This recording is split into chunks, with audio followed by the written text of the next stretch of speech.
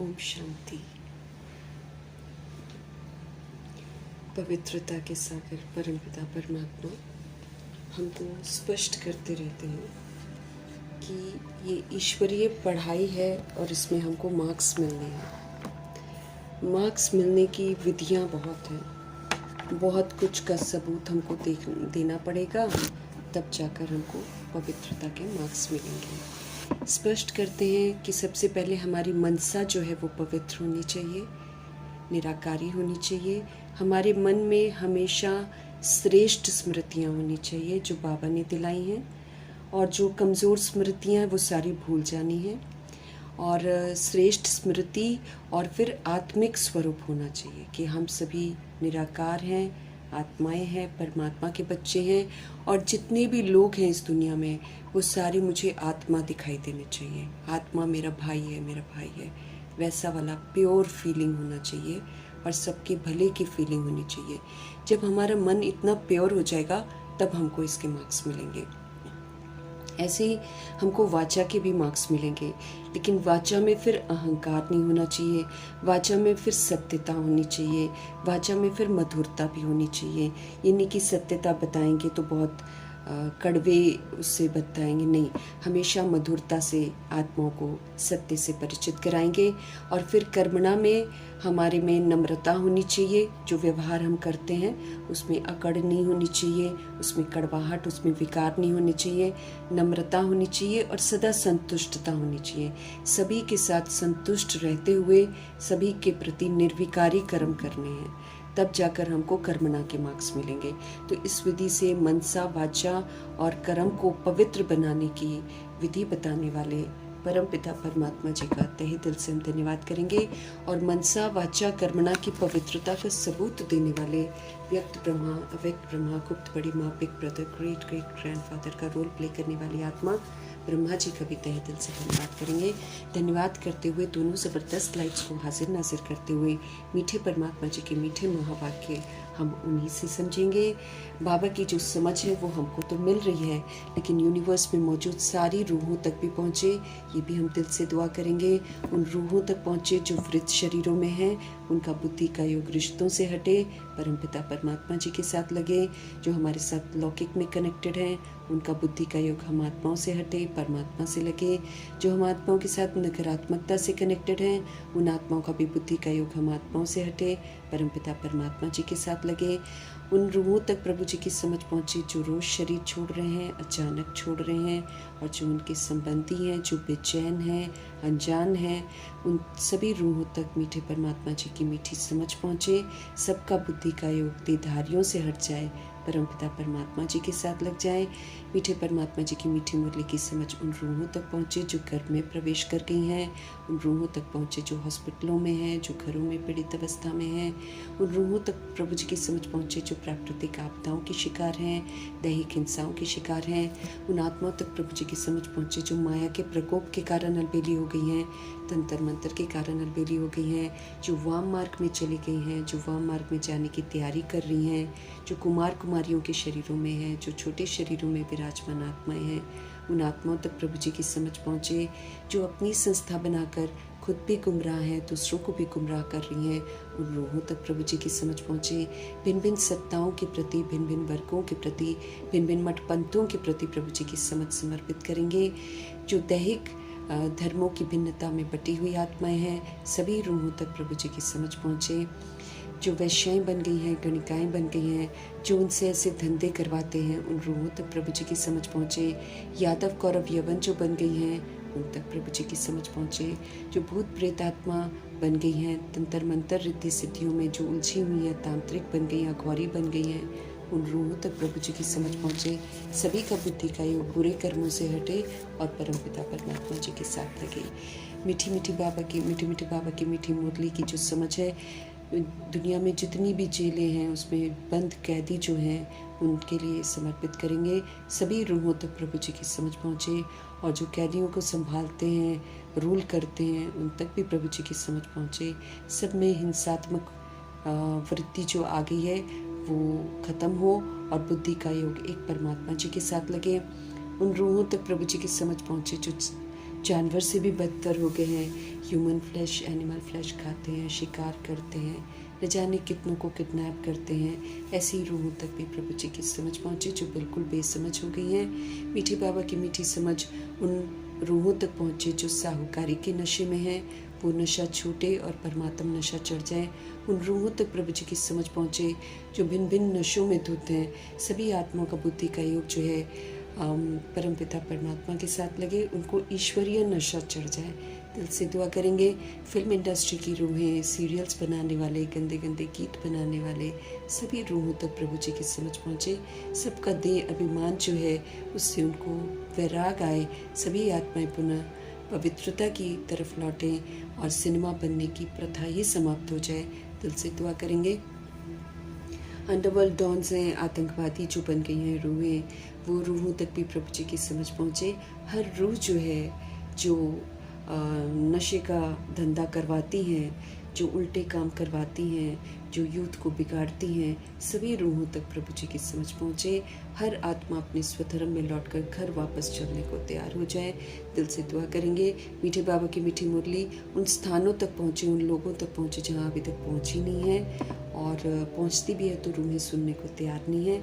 ऐसी रूहों तक प्रभु जी की समझ पहुँचे। अड़ोस पड़ोस जितने भी हैं सभी तक हम प्रभु जी की जो मुरली है उसका जो समझ है, उसका जो वैराग आना चाहिए पुरानी दुनिया के प्रति, वो सारा पहुँचे और आत्माओं को प्रभु आकर्षण हो जाए। ये हम सब दिल से दुआ करेंगे। हमारे ऊपर बहुत बड़ी जिम्मेवारियाँ हैं। हम अपने लिए भी दुआ करेंगे प्रभु से कि जो आप कहते हो वो हम अमल में ज़रूर लाएं, और जो हमारी जिम्मेवारियाँ और जवाबदारियाँ हैं उसको हम ज़रूर पूरा करें, क्योंकि प्रभु जी प्रवृत्ति वालों को भी बहुत बड़ी बड़ी जिम्मेवारियाँ देते हैं कि हम घर को इस तरीके, जहाँ भी हम रहते हैं वो घर तो नहीं है, लेकिन उसको ऐसा सेवा स्थान बनाएं जहाँ पर रूहें आए और उनका बुद्धि का योग परमात्मा के साथ लग जाए। ऐसा बाबा हम आत्माओं को समझ देते हैं। ऐसे जो सबूत देंगे इस समय, वही सब तरह की सज़ाओं से मुक्त हो जाएंगे। इन बातों को बुद्धि में रखते हुए अपने ऊपर विशेष हम ध्यान रखेंगे। इन्हीं दुआओं के साथ देखते हैं आज हमारे परमपिता परमात्मा हम आत्माओं को कैसे पवित्रता का पाठ पक्का कराते हैं। मीठे मीठे बाबा बोले, मीठे बच्चे, तुम पारलौकिक बाप को यथार्थ रीति जानते हो, इसलिए तुम्हें ही सच्चे प्रीत बुद्धि व आस्तिक कहेंगे। हम आत्माओं को बाबा की समझ मिली है, हम आत्माओं को अपनी पहचान मिली है, लेकिन जब तक हम रूहें बाबा को यथार्थ नहीं जानती हैं, एक्यूरेसी से नहीं जानती हैं कि जो वो हैं जैसे वो हैं और हम जो हैं जैसे हम हैं, जब तक हम इसको एग्जैक्टली नहीं जानते हैं तब तक हम आस्तिक की कैटेगरी में नहीं आएंगे। क्योंकि आस्तिक वो रूहें होती हैं जो भगवान पर यकीन करती हैं, भगवान को पहचान जाती हैं और फिर भगवान के कहे अनुसार चलती हैं। तो जब तक हम पूरा कहे अनुसार नहीं चलते हैं तब तक हम आस्तिक की लिस्ट में भी नहीं हैं, तब तक हम सच्चे प्रीत बुद्धि भी नहीं हैं। सच्ची प्रीत बुद्धि वाली जो सोल्स हैं उसमें हम एग्जाम्पल देंगे ब्रह्मा जी का, सरस्वती जी का और दादियों का। ये जो रूहें हैं ये पूरे आस्तिक थे। इन्होंने भगवान के साथ सच्ची प्रीत रखी है, इन्होंने भगवान की एक एक बात मानी है। तो हमें भी फॉलो फादर करना है और बाबा से सच्ची प्रीत का मुझे भी सबूत देना है। तो हमारी सच्ची प्रीत तब कहलाएगी, हम आस्तिक तब कहलाएंगे जब हम पिताजी को यथार्थ पहचान कर उन्हें ही अपना परम पिता परमात्मा समझकर फिर उन्हीं की शिक्षाओं के प्रमाण जब हम चलेंगे, तब कहलाएंगे कि हाँ हमको सच्ची प्रीत है भगवान से। तब कहलाएंगे हाँ हम सोल्स आस्तिक सोल्स हैं, हम भगवान को पहचानते हैं। तो बाबा समझते रहे कि तुम रूहें, है ना, बाबा सभी को संबोधित करते हैं, लेकिन ऑफ कोर्स हम आत्माओं के लिए इशारा होता है कि हम अपने आप को देख सकते हैं हम कहाँ पर हैं। क्योंकि जब तक हम देखेंगे नहीं, हमारी खामियां ख़त्म नहीं होगी। हम ऊपर ऊपर से सोचते रहेंगे कि हम बहुत प्रीत रखते, नहीं। प्रीत रखने वाली सोल फिर ब्रह्मा जी जैसी होगी, जो हर बात बाबा का कहना मानेगी, बाबा के इशारों पर चलेगी, कभी भी क्यों क्या नहीं करेगी। अगर बाबा ने बोला है आत्मा है तो आत्मा समझती है, अशरीरी बनकर चलती है, विदेही बनकर चलती है, कर्मयोगी फरिश्ते का सबूत देती है, संपूर्ण पवित्रता का सबूत देती है। ये सारे सबूत ब्रह्मा जी ने दिए हैं। तो हमें बड़ी गंभीरता से इस विषय को देखना है और अपने आप को चेक करना है कि कहाँ तक मैं आत्मा भगवान जी से सच्ची प्रीत करती हूँ, कहाँ तक मैं आत्मा आस्तिक बनी हूँ। ये कुछ आत्मा की रिस्पॉन्सिबिलिटी है, स्व चिंतन करके, स्व की चेकिंग करके, स्व को करेक्ट करने की। प्रश्न है प्रभु जी का, बाप के किस कर्तव्य से ये सिद्ध हो जाता है कि वो भक्तों के रक्षक हैं? हम सभी आत्माएं भक्ति मार्ग में जड़ चित्रों की पूजा करते हैं, लेकिन पहले हम समझते थे कि ये जड़ चित्र देवी देवता हैं और यही भगवान है और यही हमारे दुख दूर करते हैं, यही हमको हमारा सब कुछ ठीक करते हैं। इसी भावना के साथ हम मंदिरों में जाते थे, इसी भावना के साथ हम गुरुद्वारे में जाते थे और इसी भावना के साथ हम मस्जिदों में भी जाते, भिन्न भिन्न भगवान बनाकर, और तीर्थों पर भी जाते हैं। लेकिन बाबा ने आकर बताया कि वो तो जड़ मूर्ति है, और वो जड़ मूर्ति किनकी है? जो बाबा के बच्चे अच्छे बनते हैं, उन्हीं के यादगार अच्छे बनते हैं। जो बाबा के याद में रहकर सोचते बोलते कर्म करते हैं, चलते फिरते उठते बैठते हैं, सिर्फ उन्हीं के मूर्ति के रूप में यादगार बनते हैं और किसी के नहीं बनते हैं। ऐसे तो 33 करोड़ देवी देवताओं का सिर्फ गायन है। वो तो कहीं कहीं आप देखोगे, जैसे लोग अपने अपने वो कहते हैं ना, अपने अपने जो कुल के देवता हैं और वो सब है, ऐसा करके वो लोग मूर्तियाँ पता नहीं कैसे कैसे बना कर रख देते हैं। और उनकी मूर्तियों को ना देखेंगे तो बाहरी जगह बनाई होती है, मतलब जैसे मंदिर होता है ना वैसे नहीं बनाते, उसमें किसी किसी का छोटा छोटा टेम्पल बना देते हैं और फिर बाकी का ऐसे खुले में मूर्ति से बनाई होती छोटी सी, वो वैसे पूजा होती है फिर उनकी 33 करोड़ वालों की। कभी कभार वो जाएंगे और फिर बोलेंगे कि हमारे कुल का देवता है, हम इसकी पूजा करते हैं। लेकिन जो बाबा की याद में रहकर संगम युग में हर कार्य करते हैं, वो पूजनीय बनते हैं, उनकी पूजा होती है। लेकिन वो भी उनकी भी जो पूजा होती है वो प्रार्थना नहीं सुनते हैं। ये बाबा ने आकर बताया, वो कहाँ से प्रार्थना सुनेंगे? वो तो एक मिट्टी की मूर्ति है, और जो जिसकी मिट्टी की मूर्ति बनी है वो तो पुनर्जन्म में है, वो तो खुद ही भक्ति कर रहे होते हैं। जब तो द्वापर युग कलयुग चल रहा था तब तो भक्ति शुरू हो जाती है ना। तो मूर्तियाँ तो बनती हैं, पूजा भी होती है, लेकिन जिनकी मूर्तियाँ बनी हैं वो तो पुनर्जन्म में आ रहे हैं, उनको तो पता भी नहीं है कि उनकी पूजा हो रही है, और वो खुद भी पूजा करते हैं।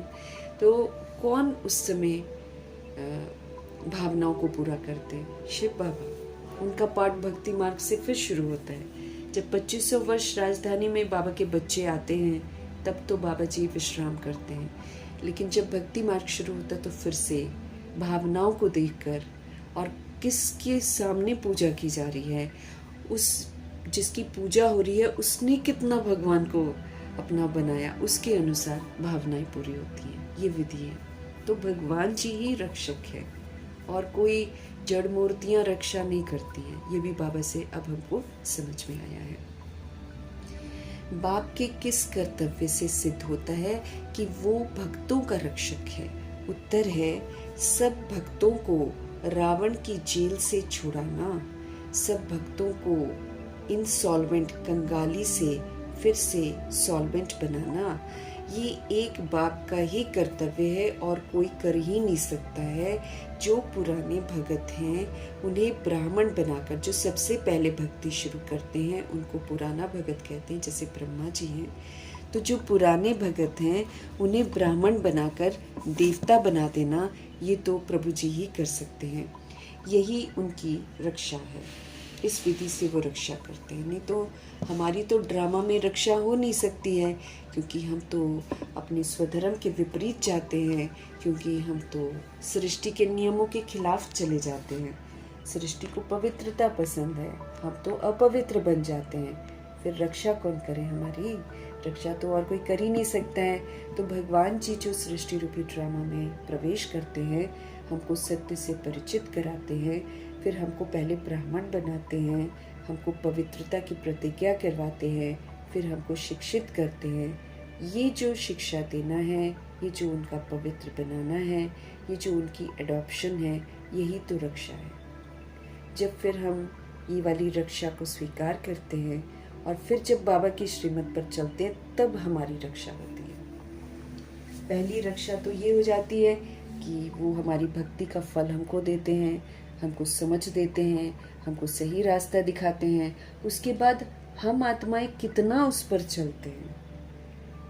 इसलिए तो बाबा बोलते हैं ना, तुम अपने पर रहम करो, मैं तो तुम पर करता ही हूँ। लेकिन फिर उसके बाद मैं आत्मा कितना श्रीमत पर चलती हूँ बाबा की, और कितना अपने आप को करेक्ट करती हूँ, उसके अनुसार फिर मैं अपनी रक्षा करवाती हूँ। ये सारी बातें मुझे अच्छे से समझनी है। सब कुछ मेरे हाथ में है। अपने सभी भक्तों को मुक्ति, जीवन मुक्ति देना ये शिव बाबा ही करते हैं। वो सोल्स जो द्वापर कलयुग में आती हैं, वो मुक्ति ही मांगती हैं। उनको कोई शौक नहीं है कि हम सचखंड में आए, उनको शौक नहीं है कि हम भगवान से कोई पढ़कर वर्षा लें। उनको नहीं आता है, क्योंकि उन्होंने पाठ बजाया नहीं है, उनकी रिकॉर्डिंग ही नहीं है सत्युग त्रेता युग की। इसलिए वो मुक्ति की ही चाहना रखते हैं, तो उनको मुक्ति ही मिलती है। लेकिन जो रूहें 111 में आती हैं, उनको चाहना होती है जीवन मुक्ति की, कि हम जीवन में रहें लेकिन हम मुक्त अवस्था में रहें, बंधनों में न रहें। तो ऐसा वर्षा पाने के लिए फिर मेहनत करनी पड़ती है। फिर बाबा का बनकर हमको बेदाग बनना पड़ता है। 13 रूपी दाग जो स्मृतियों के हमारे बुद्धि में पड़ गए हैं, उसको ख़त्म करना होता है। सारे गुण जो बाबा सिखाते हैं, उन गुणों को धारण करके संपन्न बनना पड़ता है। फिर उसके बाद बाबा के बच्चे जब से बने हैं, तब से कोई विकार नहीं यूज़ करके संपूर्ण निर्विकारी बनने का सबूत देना होता है। फिर संपूर्ण अहिंसक बनने का सबूत देना होता है।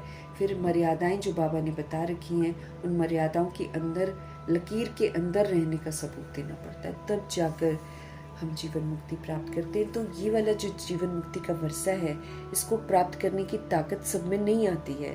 और हम जो 16,108-33 करोड़ बच्चे बाबा के बनते हैं, हम में भी नंबरवार ही ताकत आती है।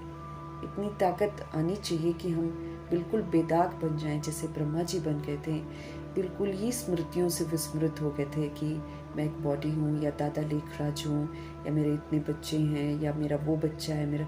इन स्मृतियों से ही विस्मृत हो गए थे। वो पहचानना ही उनकी बुद्धि से इरेज हो गया था। अब वो उन्होंने पूरा का पूरा अपने आप को ब्रह्मा समझा, पूरा का पूरा उन्होंने अपने भविष्य के मर्तबे को बुद्धि में रखा, पूरा का पूरा उन्होंने अपने आप को कर्मयोगी फरिश्ता समझकर पाठ बजाया। अब ऐसे हमको भी बोला जाता है। अगर हम कर लेते हैं तो फिर हम अपनी रक्षा मतलब करवाने के लिए, जैसे बाबा हमको पवित्रता की प्रतिज्ञा करवाते हैं ना, तो पवित्रता की हमको राखी बांधते हैं। अब जब हम ये वाली पवित्रता की राखी बांध लेते हैं और पवित्रता की गहराई को समझकर सारी पवित्रता को धारण कर लेते हैं, तब तो बाबा हमारी रक्षा करते हैं। अगर मैं आत्मा पूरी प्योरिटी को नहीं धारण कर पाती हूँ, तो फिर मुझे वो जो इम्प्योरिटी मेरे अंदर रह जाती है, उसका सेक तो मुझे लगेगा ही लगेगा।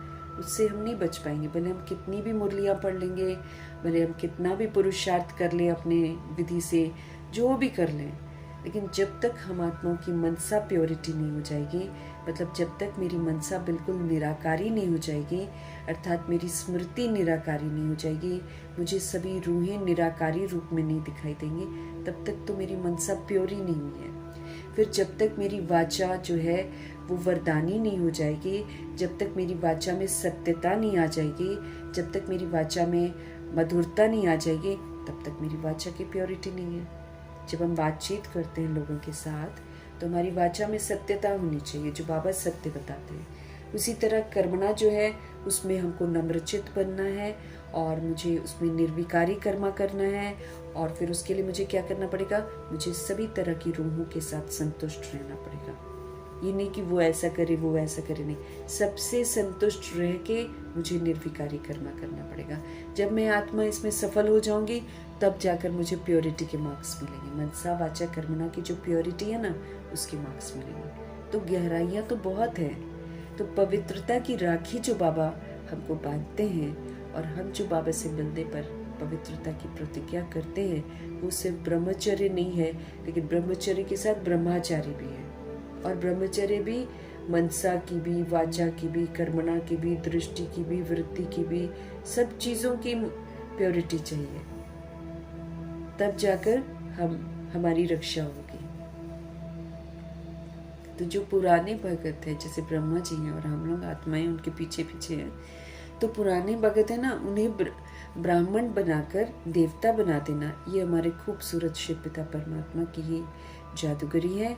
और भक्तों का रक्षक आया है अपने सभी भक्तों को मुक्ति, जीवन मुक्ति देने। इस वक्त शिव बाबा आए हुए हैं संगम युग में, ताकि वो रूहें भगत जो हैं, जो मुक्ति मांगती हैं, उनको मुक्ति मिल जाए, और जो ब्रह्मा जी जैसे हैं जीवन मुक्ति मांगते हैं, उनको फिर जीवन मुक्ति का वर्षा देते हैं। मुक्ति का वर्षा भी हमको मिलता है, लेकिन जीवन मुक्ति का वर्षा सिर्फ उन्हीं रूहों को मिलता है जो फिर क्वालिफाई करके बेदाग होने का सबूत देते हैं, जो सारे देह के दागों को मिटा देते हैं, अर्थात स्मृति से ही विस्मृत हो जाते हैं कि वो बॉडी है, भूल जाते हैं सब कुछ, देह के संबंध, देह के धर्म, कुछ भी देह का विस्तार सब भूल जाते हैं। ऐसा भूल कर अपने को सबूत देना है, तब जाकर जीवन मुक्ति का वर्षा मिलता है। क्योंकि जो पुराने को भूलता है वही तो एक्यूरेट पुरुषार्थ करता है।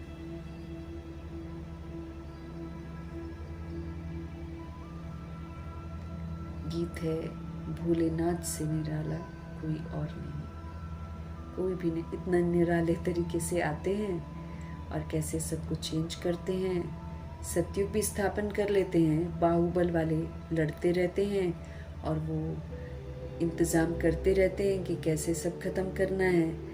वो विनाश का कार्य करते हैं और बाबा स्थापना का कार्य करते हैं। तो भोलेनाथ से निराला कोई नहीं। हम जितनी भी गलतियां कर लें, हर दिन हमारे बाबा की मुरली इतनी सुंदर चलती है जिसमें वो फिर से हमको मौका देते हैं, पिछली बातों को भुला देते हैं और हमको भी कहते हैं तुम भी भूल जाओ, अब आज से तुम अच्छा कर लो। तो इतना भूला कोई होगा? और फिर हम देते हैं बुराइयाँ और वो देते हैं वो हमको देते हैं विश्व की बादशाही। ऐसे कोई देगा क्या? कोई नहीं देगा। ओम शांति। ये जो भोलेनाथ से निराला है, ये किसकी महिमा सुनी बच्चों ने? गाया जाता है ऊंचते ऊंच भगवान, और भगवान को ही बाप कहा जाता है। ऊंचते ऊंच भगवान और भगवान को ही बाप कहा जाता है, वही इस सारी रचना का रचता है। क्योंकि शुरुआत तो उन्हीं की रचना से होती है ना, बिगड़ जाती है वो अलग बात है, लेकिन शुरुआत तो बाबा ही करते हैं और बाबा की रचना ही आदि मध्य अंत पाठ बजाती है, सब नहीं बजाते। तो बाबा कहते हैं वही इस सारी रचना का रचता है। जैसे लौकिक बाप भी रचता है अपनी रचना का। पहले कन्या को अपनी स्त्री बनाते हैं और फिर उनसे रचना रचते हैं। तो शरीर का बाप जो होता है वो क्या करता है? वो भी अपनी रचना रचता है ना। पहले किसी को स्त्री बनाता है, किसी कन्या को, और फिर उनसे रचना रचते हैं। 5-7 बच्चे भी पैदा करते हैं। अब तो द्वापर युग में पॉपुलेशन थोड़ा कम था ना, तो धीरे धीरे लोग ज़्यादा बच्चे पैदा करते थे। अगर हम दादियों के समय में भी देखें तो दादियों को भी देखो तो उनके 5-5, 6-6 बच्चे होते हैं। तो इस तरह 5-7 बच्चे पैदा करते हैं, उनको कहा जाएगा रचना, है ना। बाप ठहरा रचता, लेकिन बाप मुख से रचते हैं। हम सभी रूहों को बाबा एडॉप्ट करते हैं। वो दुनिया वाला जो रचता है वो हद का रचता है, ये भी बच्चे जानते हैं। रचना को रचता बाप से वर्षा मिलता है ना। ये भी बच्चे जानते हैं कि जो रचना है ना, उसको रचता बाप से वर्षा मिलता है। मनुष्य को 2 बाप तो होते ही हैं, एक शरीर का बाप और दूसरा आत्मा का बाप। आत्मा अविनाशी है तो बाप भी अविनाशी है। इधर शरीर विनाशी है तो शरीर का बाप भी विनाशी है, हम भी विनाशी हैं। वो जो रोल है वो भी विनाशी है, लेकिन जो रूह वो रोल प्ले करती है वो नहीं मरती है, उसका बाप शिव बाबा है। इसी सच्चाई को समझते हुए ब्रह्मा जी को वैराग आया था और फिर उन्होंने सारा लौकिक बना भुला दिया था। देखो, भुलाना हमको भी पड़ेगा, या तो हम धर्मराजपुरी में भुलाएंगे या फिर हम समझ से, बाबा के कहने से, रियलिटी को रियलाइज करके भुला दें। ये चॉइस हमारे पास है। बाबा कहते हैं ये भी बच्चे जानते हैं कि रचना को रचता बाप से वर्षा मिलता है। मनुष्य को 2 फादर होते हैं, एक शरीर का, एक आत्मा का। बच्चों को समझाया है ज्ञान और भक्ति ये अलग अलग है। फिर है वैराग। पहले 2500 वर्ष की राजधानी, पहले तो संगम युग में हमको ज्ञान मिलता है, फिर ज्ञान से हमको मिलती है प्रारब्ध, तो 2500 वर्ष ज्ञान की प्रारब्ध चलती है। फिर द्वापर युग से हम करते हैं भक्ति। भक्ति पहले एक की करते हैं, फिर हम बहुत बढ़ा देते हैं। बढ़ाते बढ़ाते हमको वैराग आने लग जाता है, क्योंकि अभी देखो सारी दुनिया करेगी भक्ति, है ना। जैसे एक आत्मा थी ना, शेखर सुमन जिसको बोलते हैं, वो एक्टर था, तो उनका छोटा बेटा जो था वो एक दिन एक्सीडेंट में कि कैसे मर गया। उसने सारी मूर्तियां जो अपने घर में पूजा की फोटो रखी थी सारी उठा के फेंक दी। उसने पूजा करनी बंद कर दी। वैराग है ना। अभी क्या हो रहा है, अभी अचानक हादसे हो रहे हैं, अचानक मौतें हो रही हैं और अभी बड़ी तेज गति से होने वाली हैं। थोक में कहीं कहीं जाएंगे लोग और अचानक मरते हुए दिखाई देंगे। हमें संपूर्ण पवित्र बनना है। देह के भान को भुला देना है। देह का भान ही हमसे उल्टे काम करवाता है। जब तक देह का भान है तब तक ही खाने की चाहनाएं होती हैं, पहनने की चाहनाएं होती हैं, रहन सहन की चाहना। जब हम आत्मा की स्मृति में आ जाएंगे तो हमको इन चीज़ों की चाहना नहीं होगी जो स्थूल है। हमको चाहना होगी सुख की, शांति की, है ना, प्रभु प्रेम की। डिफरेंट चाहना हो जाएगी हमारी सारी की सारी।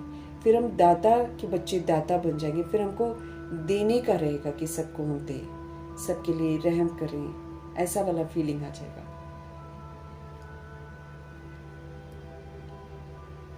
बच्चों को समझाया गया है कि ज्ञान, अब देखो भक्ति, हाँ इस पर बात कर रहे थे ना कि भक्ति जो इतनी बढ़ती जा रही है। अब जब रूहें ऐसे मर रही हैं ना, मतलब शरीर छोड़ रही हैं, तो ऐसे जब होगा तो लोगों में वैरागी तो आएगा कि हम इतना भक्ति कर रहे हैं, ये हो गया वो हो गया, हमने उसको पूजा। और फिर कई लोग तीर्थों पर जाते हैं, वहीं पर हादसे हो जाते हैं, तो विश्वास लोगों का उठता चला जाएगा। अब बीमारियां जब होंगी, जब दवाइयां काम नहीं करेंगी, सबका विश्वास उठ जाएगा। तो फिर भक्ति के बाद क्या आता है, वैराग। जब वैराग आता है फिर आत्माओं का बुद्धि का योग भगवान की तरफ जाते हैं, फिर सच्चाई को समझने की कोशिश करते हैं। ऐसे अभी नहीं सुनते हैं कोई भी सच्चाई, लेकिन जब बाबा बोले ना, जब दुख की लहर बढ़ेगी ना, अपने आप दौड़े दौड़े आएंगे सब। इस समय तुम बच्चे संगम पर बैठे हो और बाकी सारे के सारे कलयुग में बैठे हैं। वो भी अगर हम संगम युग में बाबा की छत्र छाया में है तो हम संगम में हैं, है ना। लेकिन अगर हम फिर देह अभिमान में आ जाते हैं, फिर देहभान में आ जाते हैं, तो फिर हम कलयुग में चले गए। अब अगर हम ऐसे करते रहेंगे कि कभी संगम युग तो कभी कलयुग, कभी आत्मा तो कभी बॉडी, तो फिर हमको तो मार्क्स नहीं मिलेगा ना। क्योंकि ये वाला जो समय अब आ गया है, इसमें बाबा कहते हैं कि तुमने अच्छा किया ठीक है, लेकिन तुमने अगर अच्छा करने के बाद बुरा किया, तुम्हारा सारा मार्क्स कट। 2 चीज नहीं चलेगा ना यहाँ पर। क्योंकि बाबा कहते हैं ना, ये जो पाप है ये पुण्य को खत्म कर देता है। अब श्रीमत के विपरीत अगर हम चलते हैं तो हम पाप करते हैं ना, तो ये श्रीमत के विपरीत चलना वाला जो पाप है ये हमारे पुण्य के खाते को खत्म कर देगा। इस समय तुम बच्चे संगम पर बैठे हो, तो हमको संगम पर अगर बैठना है तो बाबा की श्रीमत पर चलना है। अपने को सबसे पहले तो आत्मा समझना है, तब हम संगम पर हैं। अगर हम बॉडी समझते हैं तो फिर हम कलयुग में, फिर हमको सेक जरूर लगेगा, फिर बाबा नहीं बचाएंगे हमको।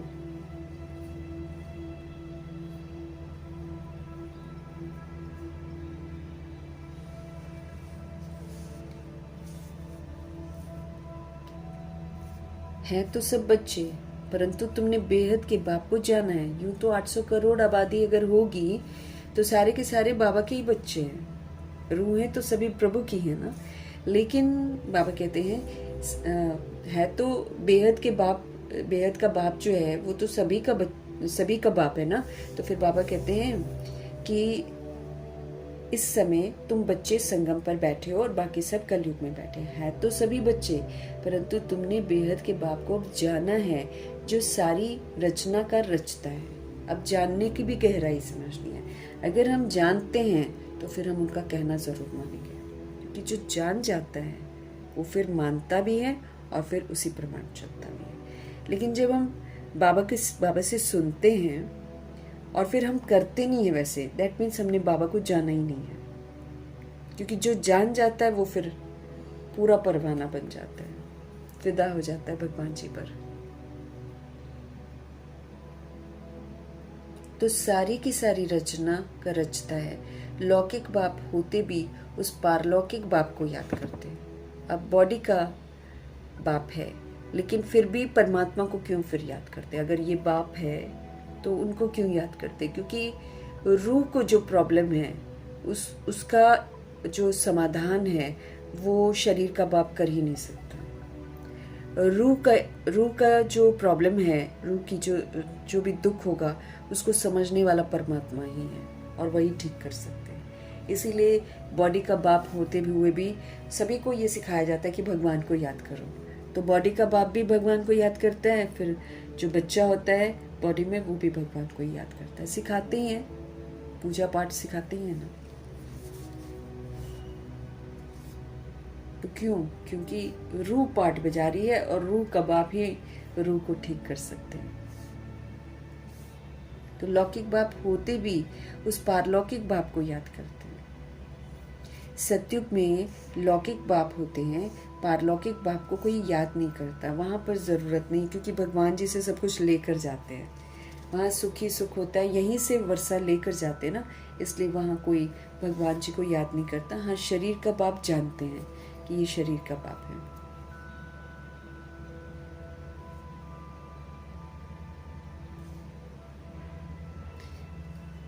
पारलौकिक बाप को कोई याद नहीं करते क्योंकि है ही सुखधाम।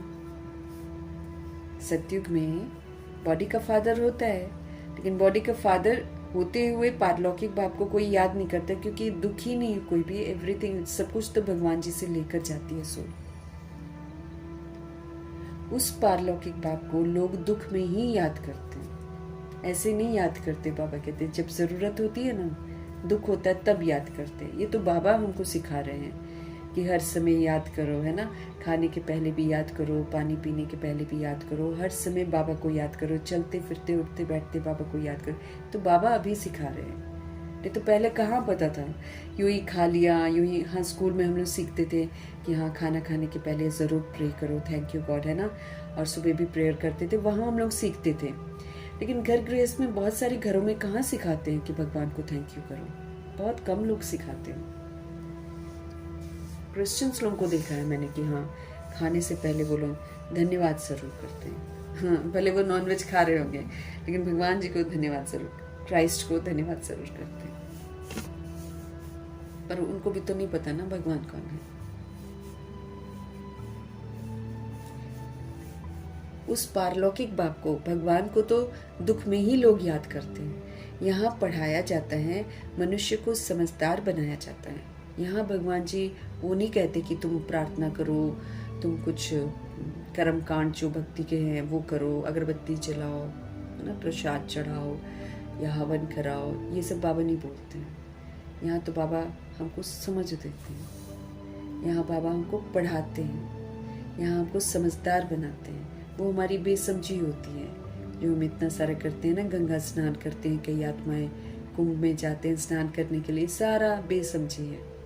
गंदी गंदी बॉडी ले जाकर पानी में, उल्टा पानी को भी गंदा करते रहते हैं। तो बाबा कहते हैं उस पारलौकिक बाप को दुख में याद करते हैं। यहाँ तो पढ़ाया जाता है, यहाँ तो हमको समझदार बनाया जाता है। भक्ति मार्ग में मनुष्य बाप को भी नहीं जानते हैं, कहते भी हैं परमपिता परमात्मा, गॉड फादर भी बोलते हैं, दुखहर्ता सुखकर्ता भी बोलते हैं, फिर उनको कण कण में भी बोलते थे। तो जानते ही नहीं है ना। पूजा भी करेंगे, जाएंगे भी, फिर बोलेंगे भगवान जी हमारे अंदर है, हम ही शिवो हम हैं। फिर तीर्थों पे जाते हैं। फिर बाबा पूछते हैं कि फिर वे तुम तीर्थों पे क्यों जाते हो, फिर तुम शास्त्र क्यों पढ़ते हो जब तुम्हारे अंदर है, तो फिर तुम इतने पाप क्यों करते हो अगर तुम्हारे अंदर पाप। लेकिन नहीं, मंद बुद्धि हो जाती है ना आत्माएं, तो फिर सब जगह कह देती है कि भगवान सब जगह है। हम सब भी यही बोलते थे जब हम ज्ञान में नहीं थे, तो हम भी बोलते थे गॉड इज एवरीवेयर, और अच्छा फील करते थे ऐसा बोल के। अब बाबा कहते तुम लोग ग्लानि करते थे मेरी, है ना, भगवान कहाँ परम धाम निवासी, भगवान कहाँ इतना सुंदर पवित्रता का सागर, और कहाँ कहाँ हम उनको बोल देते हैं कि सब जगह है, तुम्हारे में है, मेरे में है, कण कण में है। तो ये भूले हम कर बैठते हैं ना।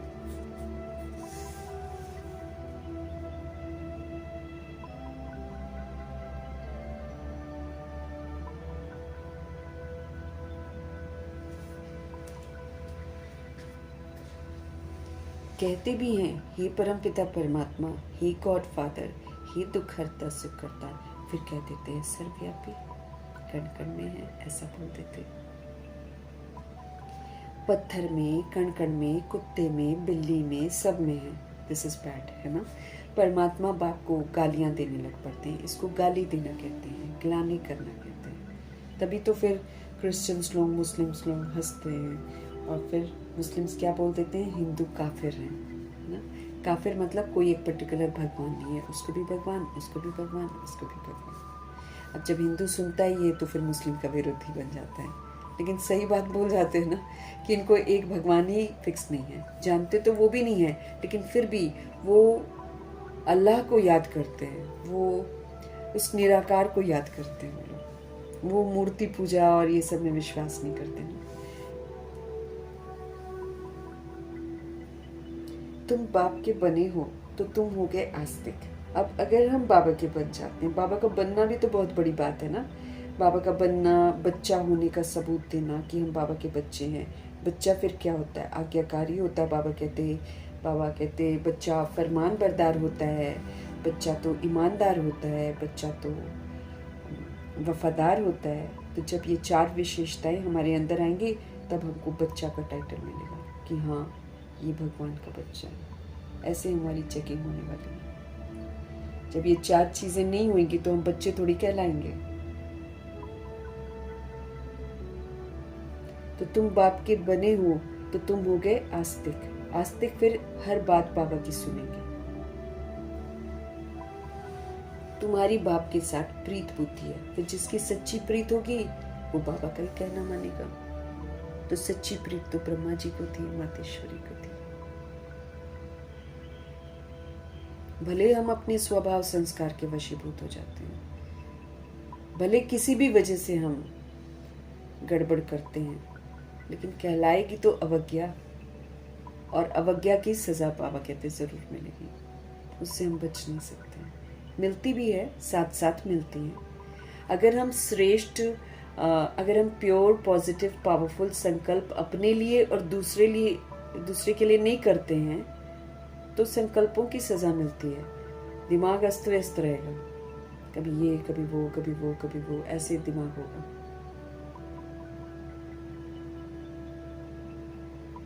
सब चीजों की सजा मिलेगी।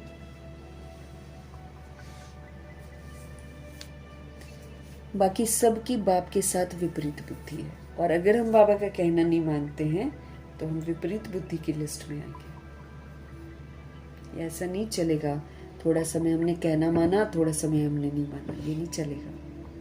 क्योंकि जब हम कहना नहीं मानते हैं तो हम डिसर्विस कर देते हैं। जब हम कहना नहीं मानते हैं तो बाबा के यज्ञ में हम विघन बन जाते हैं, हम विघन रूप बन जाते हैं। हर बात हमको समझनी है। तो ऐसे हम सोच लेते हैं हम तो प्रीत बुद्धि है। नहीं, प्रीत बुद्धि मीन्स ब्रह्मा जी की तरह। फिर उनको थी सच्ची प्रीत बाबा से। अब तुम जानते हो महाभारी लड़ाई भी सामने खड़ी है, किसी भी समय छिड़ेगी ये। तो वही बाबा बोलते ना, शुरू हुई शांत हुई, शुरू हुई शांत हुई, इसके बाद लोग अलबेले हो जाएंगे। अरे ये तो होता है। उसी के बाद अचानक धड़ाम धूम शुरू हो जाएगा।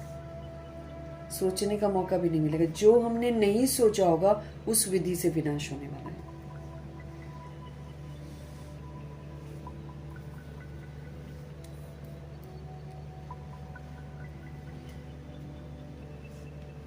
पुरानी दुनिया के विनाश अर्थ हर 5000 वर्ष बाद कलयुगी पतित दुनिया पूरी हो, फिर सत्युगी पावन दुनिया स्थापन होती। बाबा जी पहले ही बता रहे हैं, हर बार ऐसे ही होता है।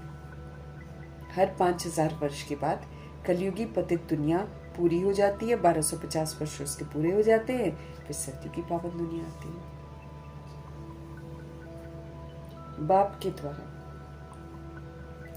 जिसको ही याद करते हैं, हे पतित पावन आओ, हे खिवैया हमको इस विशेष सागर से निकाल कर हमको क्षीर सागर में ले जाओ। गांधी जी भी गाते थे, पतित पावन सीताराम, हे राम सब सीताओं को पावन बनाओ। तुम सब हो सीताएं, तुम सब हो भक्तियां, वो है भगवान। सब उनको पुकारते हैं, वो तुमको पतित से पावन बना रहे हैं। तुमको कहाँ भी धक्का नहीं खिलाते हैं। हमारे शिव बाबा कहाँ धक्का खिलाते हैं? उल्टा सारा पुट्ठे काम जो हम करते हैं सारे बंद करवाते हैं।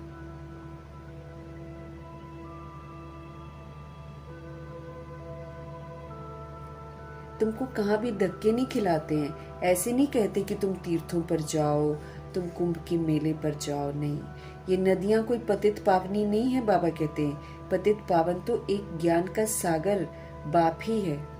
सागर व नदियों को कोई याद नहीं करते हैं, प्रतीक है बस, वो एक सिंबल जिसे कहते हैं ना, वो है। क्योंकि हम जो करते हैं वैसे ही प्रकृति की रचना होती है। तो नदियां मतलब जो बहती है ना। तो जो सोल जैसे दादियां वगैरह हैं, ये लोग सब सेवा करते हैं ना, ये लोग, तो ये नदियां कहलाती हैं ना। बहुत ज्यादा सेवा करती हैं इधर उधर जाकर, है ना सारी।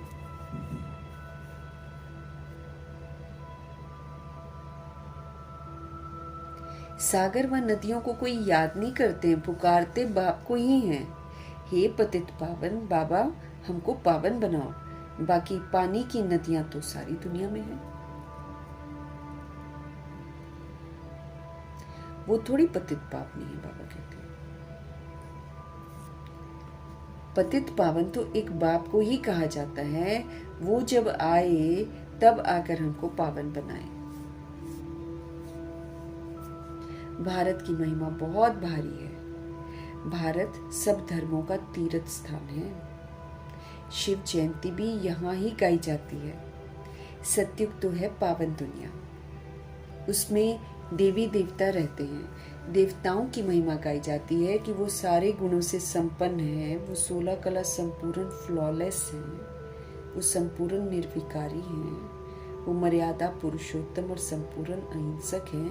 ये महिमा देवताओं की है, उन्हीं की पूजा होती है जो ये पांचों क्वालिफिकेशन में क्वालिफाई कर जाते हैं। चंद्रवंशी तो 14 कला होते हैं, उनको देवता नहीं बोलते, उनको क्षत्रिय बोलते हैं। फिर सीढ़ी नीचे उतरती है रूहें। बाप आकर सेकंड में सीढ़ी चढ़ाए शांतिधाम सुखधाम में ले जाते हैं। मम्मा बाबा तो तुरंत अबाउट टर्न हो गए। चलो बाबा ब्रह्मा जी तो फिर भी उन्होंने तप किया, ब्रह्मा जी ने तो तप किया है, अपने आप को भुलाया है, लिख लिख कर आत्मा हूँ आत्मा हूँ आत्मा। मम्मा जी को ये करने की कोशिश वो करना जरूरत नहीं पड़ी। वो आई, उनको परिचय मिला और बस समर्पित हो गई। उन्होंने उल्टी सीढ़ी नहीं चढ़ी थी ना, इसलिए उनको दिक्कत नहीं हुई उस मामले में।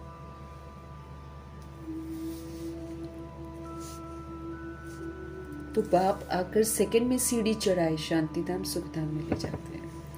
फिर 84 का चक्र लगाए सीढ़ी उतरते हैं, क्योंकि वो बहुत लंबा टाइम लेते हैं ना उतरने के लिए, इसलिए इसको 1 सेकंड के साथ कंपेयर कर देते हैं बाबा।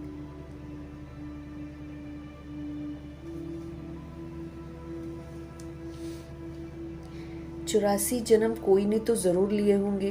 मुख्य है सर्वशास्त्रमयी शिरोमणि गीता श्रीमद् भगवत माना भगवान की गाई हुई। ये जो मुरलियां हैं ये भगवान की गाई हुई हैं। इसी को सच्ची गीता कहते हैं, लेकिन इसकी किताब नहीं बनती है, इसका कोई ग्रंथ नहीं बनता है, इसका कोई शास्त्र नहीं बनता। भगवान जी सुनाते हैं वर्बली और समझाते हैं।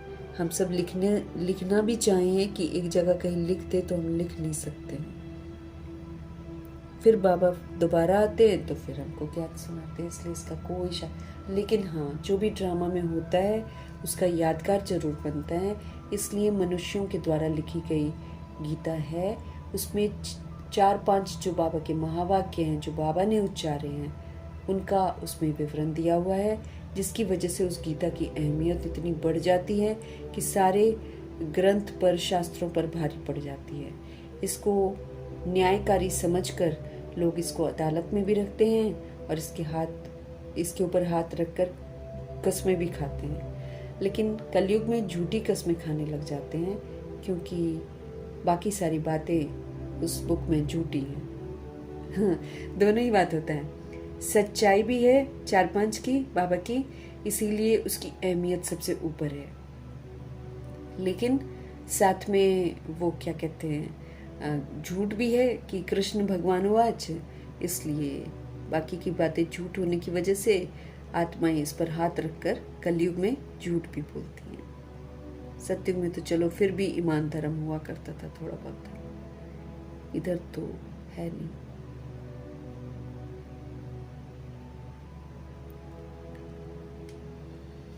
बाबा कहते सर्वशास्त्र में शिरोमणि गीता श्रीमद् भगवत माना भगवान की गाई हुई है, परंतु भगवान कहा किसको जाता है ये पतित मनुष्य जानते ही नहीं है। पतित पावन सर्व का सदगति दाता एक निराकार शिव ही है, परंतु वो कब आए हैं कोई नहीं जानते। बाप खुद आकर अपना परिचय देते हैं, क्योंकि बच्चे थोड़ी बाप के बारे में बता सकते हैं। बाप ही तो बताएगा ना कि हाँ मैं तुम्हारा बाप हूँ। तो इसलिए शिव बाबा को खुद ही आना पड़ता है हम आत्माओं को सत्य से परिचित कराने के लिए। तो बाबा आप पे ही आकर अपना परिचय देते हैं। अब देखो ये बच्चे और बच्चियां दोनों बाबा कहते हैं, गाया भी जाता है, तुम मात पिता हम बालक तेरे, तुम्हारी कृपा से सुख घने रहे। देखो जो संगम पर होता है उसका गायन जरूर होता है, लेकिन हम अर्थ नहीं समझते कि भगवान ही हमारे मात पिता कैसे हैं। अगर हम रूह देखें अपने आप को तो हम रूहों के तो मात पिता दोनों वो हैं। ये तो वर्षा लेने के लिए हम ब्रह्मा कुमार ब्रह्मा कुमारी जब बनते हैं तो फिर ब्रह्मा जी प्रजापिता बनते हैं और फिर ब्रह्मा जी ही गुप्त बड़ी माँ बनते हैं। फिर शिव बाबा उनके थ्रू सब कुछ हमको देते हैं।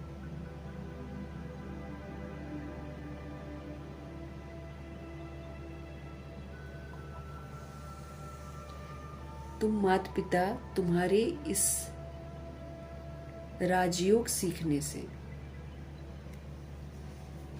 तुम्हारे इस राजयोग सीखने से सुख घनेरे मिलते हैं। जब हम संगम युग पर बाबा के कहे अनुसार अपने को आत्मा राजा समझते हैं, जब हम शरीर रूपी राजधानी का खुद को मालिक समझते हैं, कर्म इंद्रियों का मालिक समझते हैं, मन बुद्धि संस्कार को अपनी शक्तियां समझकर कंट्रोलिंग रूलिंग पावर से श्रीमत की लगाम से जब हम इसको चलाते हैं तो हम राजयोगी कहलाते हैं। राजयोगी आत्मा एक भी कर्म गलत नहीं करेगी शरीर के द्वारा, उसको राजयोगी बोलते हैं। वो अपने को आत्मा राजा समझती है और जो आत्मा राजा समझते हैं उसका कनेक्शन परमात्मा से हो जाता है, और फिर जिसका कनेक्शन पावर हाउस से हो जाता है और याद में रहता है वो गलत काम करेगा ही नहीं। तो वो स्वराज्य अधिकारी बनकर पाठ बजाता है, वो सभी सोल्स को सतोगुणी और सतयुगी सहयोग देता है। तुम्हारे इस राजयोग सीखने से सुख घनेरे मिलते हैं, क्योंकि फिर जब हम अपने सतोगुणी स्वरूप में रहकर पाठ बजाते हैं और जब हम सतयुगी विशेषता यूज करके पाठ बजाते हैं तो हमको सुख घनेरे मिलते हैं बाबा से। बाबा खुश हो जाते हैं। फिर 2500 वर्ष की राजधानी जहाँ पर दुख का नाम निशान नहीं है वहां का वर्षा हमको देते हैं। तो बाबा कहते हैं तुम्हारा इस राजयोग सीखने से, तुम्हारे इस राजयोग सीखने से सुख घनेरे मिलते हैं। तुम यहाँ आते ही हो किस लिए? बेहद के बाप से स्वर्ग के 21 जन्मों का वर्षा पाने के लिए आते हो।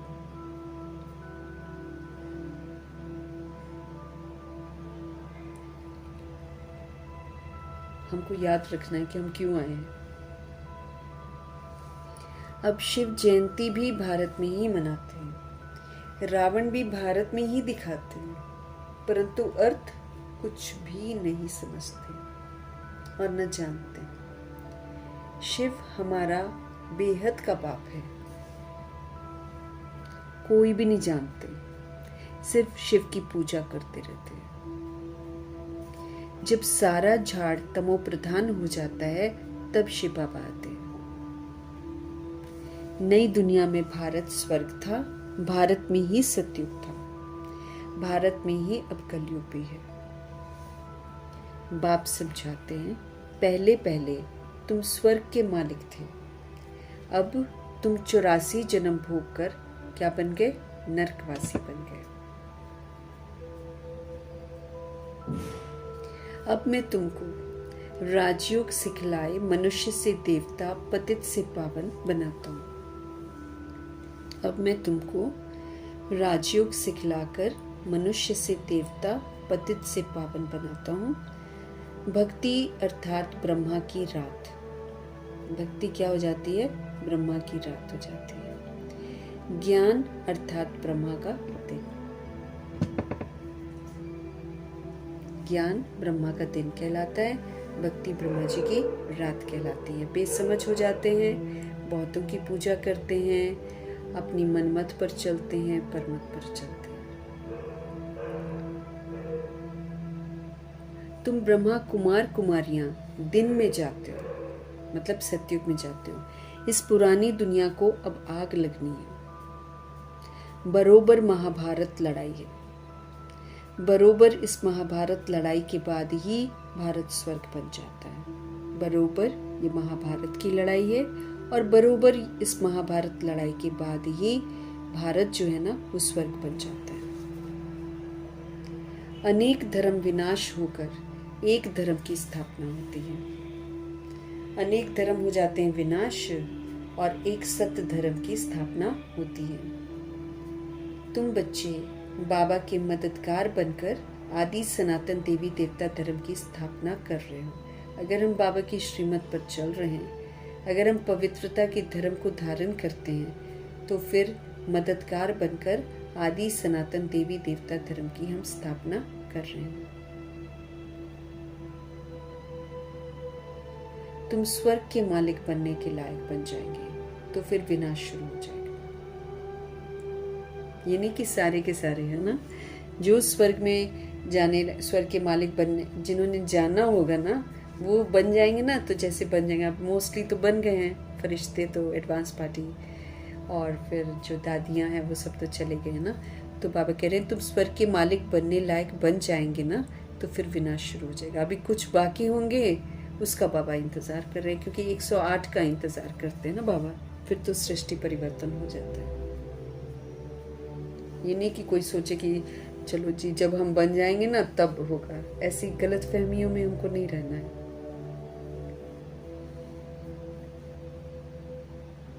ये है शिव बाबा का ज्ञान यज्ञ। फिर शिव कहो, रुद्र कहो, बाबा समझ वाला यज्ञ जो है ना वो रचते हैं। बाबा हमको समझ देते हैं। यहाँ पर कोई स्थूल अग्नि नहीं जलाते हैं, लेकिन यहाँ पर बाबा समझ देते हैं।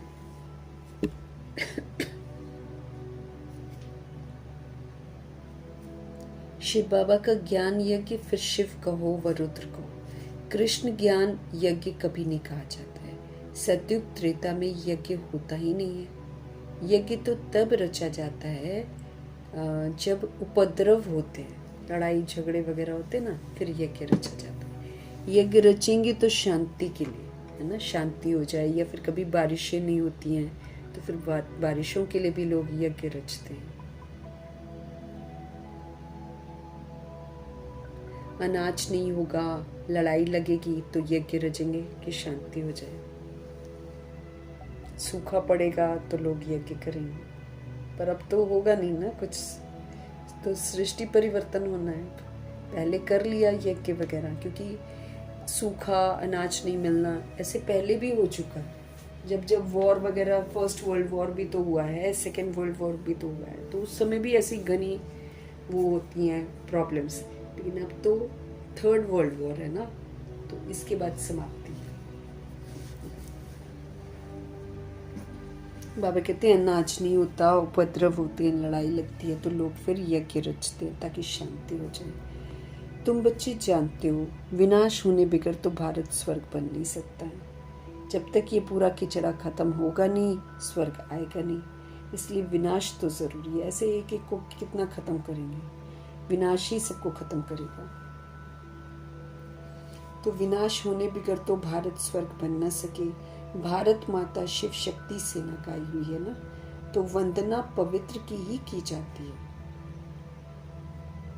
इसलिए बाबा कहते हैं जो सोल पवित्र बन जाती है और जो माँ का रोल प्ले करती है, उसको बाबा वंदे मातरम करते हैं, उसको वो है ना नमस्कार करते हैं। तो वंदना किसकी की जाती है? जो पवित्र हो जाते हैं। तुम माताओं को वंदे मातरम कहा जाता है क्योंकि तुमने श्रीमत पर भारत को स्वर्ग बनाया है। जो माँ वाला क्वालिटी वाली होती है वो पूरे भारत को फिर से सुंदर बनाने में मददगार बनती है ना, तो फिर बाबा ऐसी रूहें जो मदद करती हैं उनको फिर वंदे मातरम कहते हैं।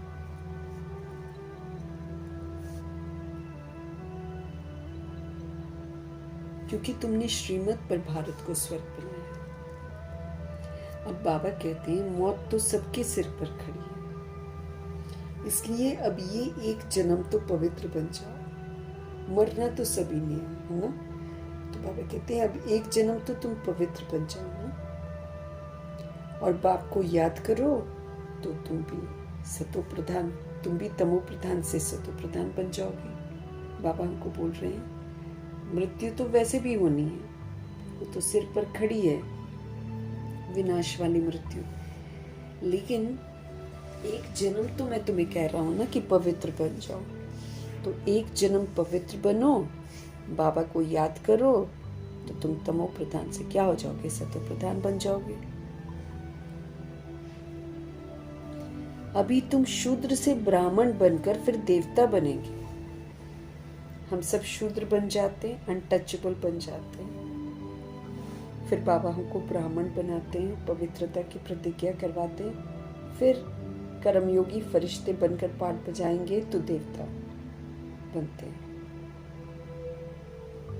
ये कोई नई बात नहीं है। बाबा कहते कल्प कल्प ऐसे होता है, कल्प कल्प हर 5000 वर्ष बाद ये चक्र फिरता रहता है।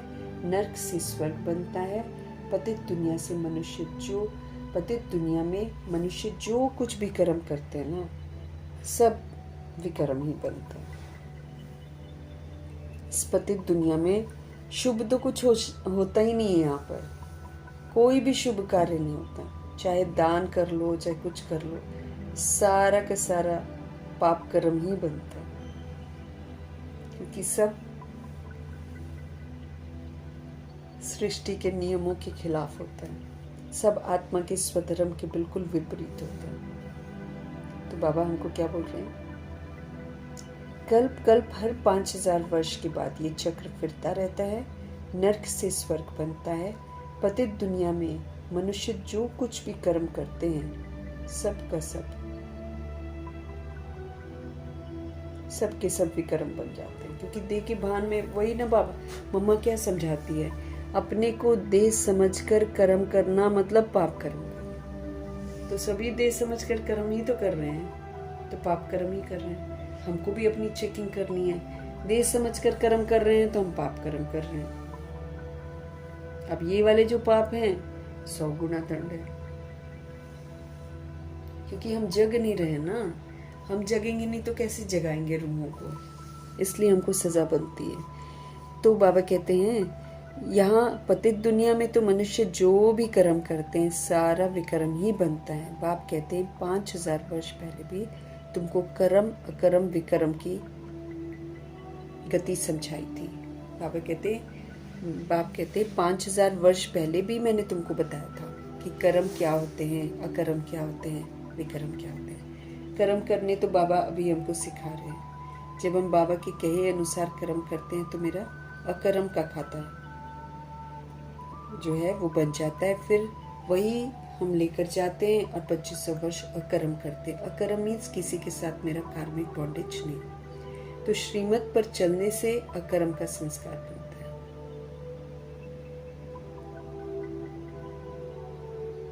और विकर्म क्या हो जाता है? पाप कर्म।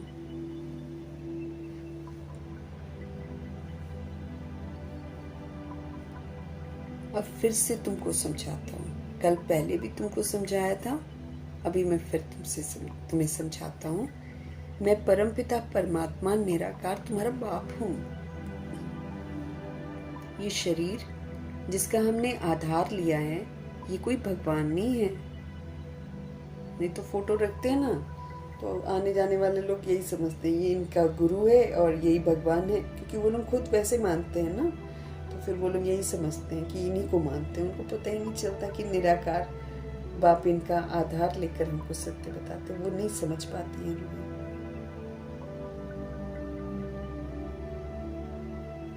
तो मैं परमपिता परमात्मा निराकार तुम्हारा बाप हूँ। ये शरीर जिसका मैं लोन लेता हूँ, आधार लेता हूँ, ये कोई भगवान नहीं है। मनुष्य को देवता भी नहीं कहा जाता है, तो मनुष्य को भगवान कैसे कह सकते हैं? बाबा कहते जब आत्मा मनुष्य बन जाती है ना, पाप कर्म करती है, तब तो उसको देवता भी नहीं कहा जाता है। तो भगवान कहना तो बहुत दूर की बात है।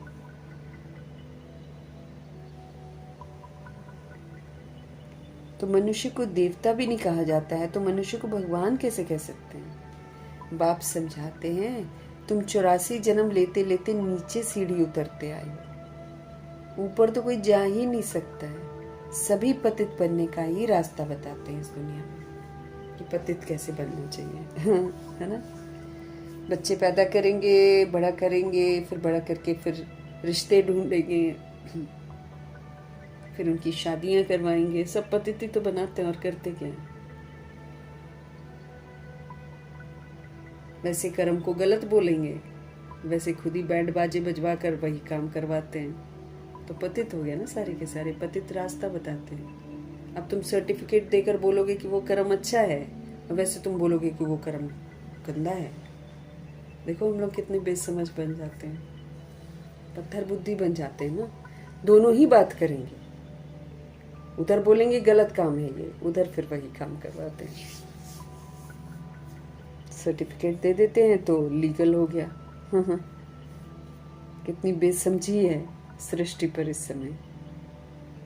और जिसकी नहीं होती और जो नहीं करना चाहता उसका जीना मुश्किल कर देते हैं, घर वाले भी और बाहर रिश्ते भी।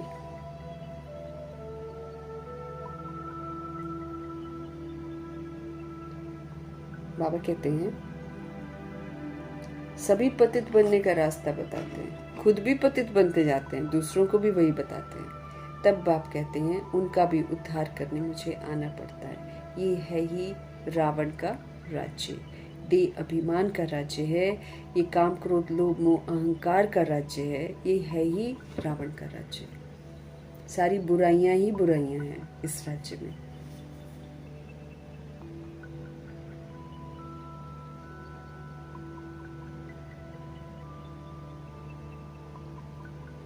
तो बाबा कहते सबका उद्धार करने मुझे आना पड़ता है। ये है रावण राज्य। तुम अभी रावण राज्य से निकल आए हो। अब ये है बहुत इम्पोर्टेंट। बाबा ने हमको रावण राज्य से निकाला है। अब निकल के फिर हम रावण राज्य की कोई हरकत नहीं कर सकते। अगर निकल आए हैं तो बाबा मेरी जिम्मेवारी लेंगे। अगर हम निकल कर फिर रावण के बन जाते हैं, फिर नहीं बाबा जिम्मेवारी लेंगे। फिर जो हम बैड कर्म करेंगे ना उसका भुगतान हम करेंगे। फिर चाहे हम क्रोध कर लें, फिर चाहे हम लोभ कर लें, फिर चाहे हम मोह कर लें, फिर चाहे हम अहंकार कर लें, फिर चाहे हम कामनाएं रख लें, सबकी सजाएं हम खाएंगे और बाबा से दूर होते चले जाएंगे।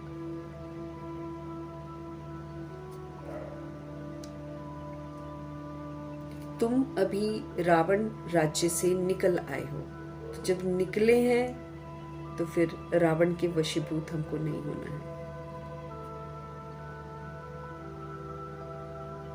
मतलब फिर से देह के भान अभिमान में मुझे नहीं आना है। ये दोनों आते हैं तो फिर सारी बीमारियां आ जाती हैं। धीरे धीरे सबको पता पड़ेगा, ब्राह्मण बनने बगैर शिव बाबा से वर्षा ले नहीं सकते हैं। शिव बाबा का जो वर्षा है ना, राजाई का वर्षा, वो तो ब्राह्मण बनने बगैर ले नहीं सकते हैं। अब ब्राह्मण बनना मतलब ब्राह्मण की परिभाषा जानो अच्छे तरीके से कि बाबा ब्राह्मण किसको बोलते हैं। नामधारी ब्राह्मण नहीं, खाने पीने वाला ब्राह्मण नहीं चाहिए बाबा को।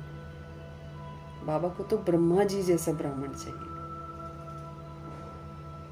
जो ब्रह्मचर्य में रहते हुए ब्रह्मचारी थे,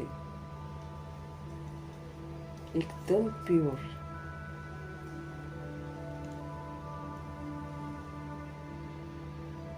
ब्राह्मण ऐसे नहीं है। हाँ, हमको बाबा ब्राह्मण बनाते जरूर हैं।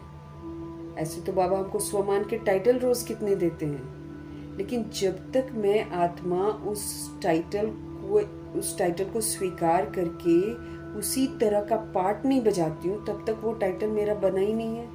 ऐसे ही बोल दे जैसे मैं मास्टर सर्वशक्तिवान हूँ, मैं मास्टर सर्वशक्तिवान हूँ, हम 1000 बार लिख लें,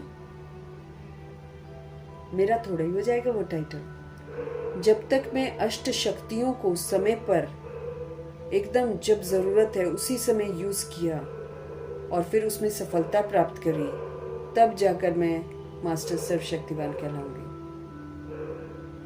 विस्तार को सार कर लेना, समेट लेना, समा लेना, सहन कर लेना, सहयोग देना, परखना, ये सारी विशेषताएं हमारे अंदर आनी चाहिए।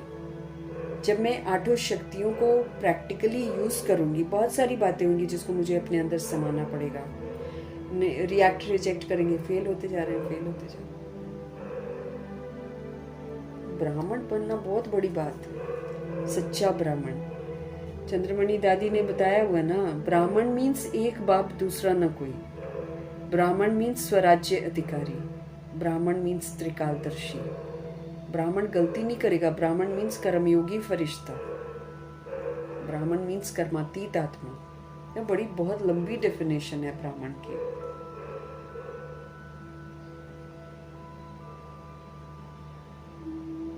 इतना मतलब हाई पोजीशन आत्माएं इस समय धारण करती हैं, जो कलयुग के अंत में भी ब्राह्मणों की इतनी अहमियत है कि कोई शुभ कार्य करेंगे तो उसको बुलाते हैं और उसी को समझते कि यही ठीक से कर देगा। भले वो शादी की होती है, उसने पतित होता है, लहसुन प्याज भी खाता है, सब कुछ करता है, तो भी ब्राह्मण टाइटल मिला है ना, तो बस ब्राह्मण की अहमियत हो जाती है। क्यों?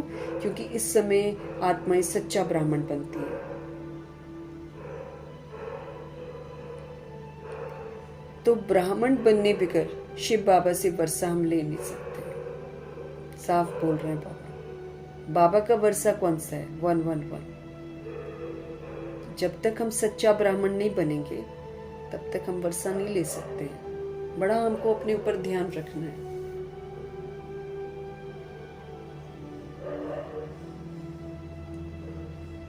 बाप हैं ही 2, एक निराकारी बाप है, आत्माओं का बाप है, और एक है बॉडी का बाप। वर्षा मिलता है एक साकारी बाप से, साकारी बच्चों को, और निराकारी बेहद के बाप से वर्षा मिलता है, निराकारी आत्मा। अब साकारी बाप जो है आपको थोड़े जमीन का टुकड़ा दे देगा, उसने कुछ पैसा जमा किया होगा तो वो दे देगा, वो तो हद का वर्षा होता है, जिसके पास जितना होता है वो दे देता है।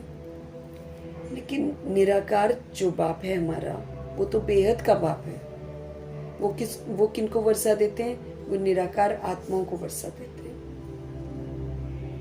अब तुम बच्चे जानते हो, मीठे मीठे शिव बाबा से हम 21 जन्म के लिए सुखधाम का वर्षा लेने के लिए आए हैं। हमको याद रखना चाहिए कि हम बाबा के पास क्यों आए हैं। हम बाबा के पास आए हैं ताकि हम 21 जन्मों के लिए सुखधाम का वर्षा लें। एक जन्म तो अभी संगम युग में सब अनुभूतियां करें और 20 जन्म 2500 वर्ष की राजधानी का पूरा वर्षा लें। विश्व के मालिक बनते हैं कैसे? योग की ताकत से। योग की ताकत मिलती है। जितना हम परमपिता परमात्मा से योग लगाते हैं उतना हमको बल मिलता है, तो हम विश्व के मालिक बनते हैं। कोई हथियार आदि नहीं है हमारे पास, तो बाप से योग लगाकर हम अपने विक्रम विनाश करते हैं और फिर विष्णुपुरी के मालिक बन जाते हैं। हम शिव पिता परमात्मा से योग लगाते हैं, फिर हम अपने पाप कर्म को विनाश करते हैं और फिर हम विष्णुपुरी के मालिक बनते हैं। अब अमरलोक में जाने के लिए अमर कथा हम बाबा से सुन रहे हैं। अगर हम अमरलोक में जाना चाहते हैं तो हम अमर कथा सुन रहे हैं। वहाँ अकाले मृत्यु कभी नहीं होती है, दुख का नाम निशान भी नहीं होता है। तुम बच्चे आए हो श्रीमत पर चलकर बेहद के बाप से श्रेष्ठ ते श्रेष्ठ देवी देवता बनने।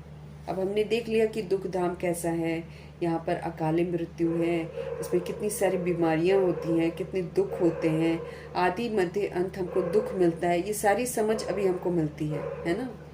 तो बाप से योग लगाकर विक्रम विनाश करके हमको विष्णुपुरी का मालिक बनना है। अब अमरलोक में जाने के लिए हम सभी आत्माएं अमर कथा सुन रहे हैं।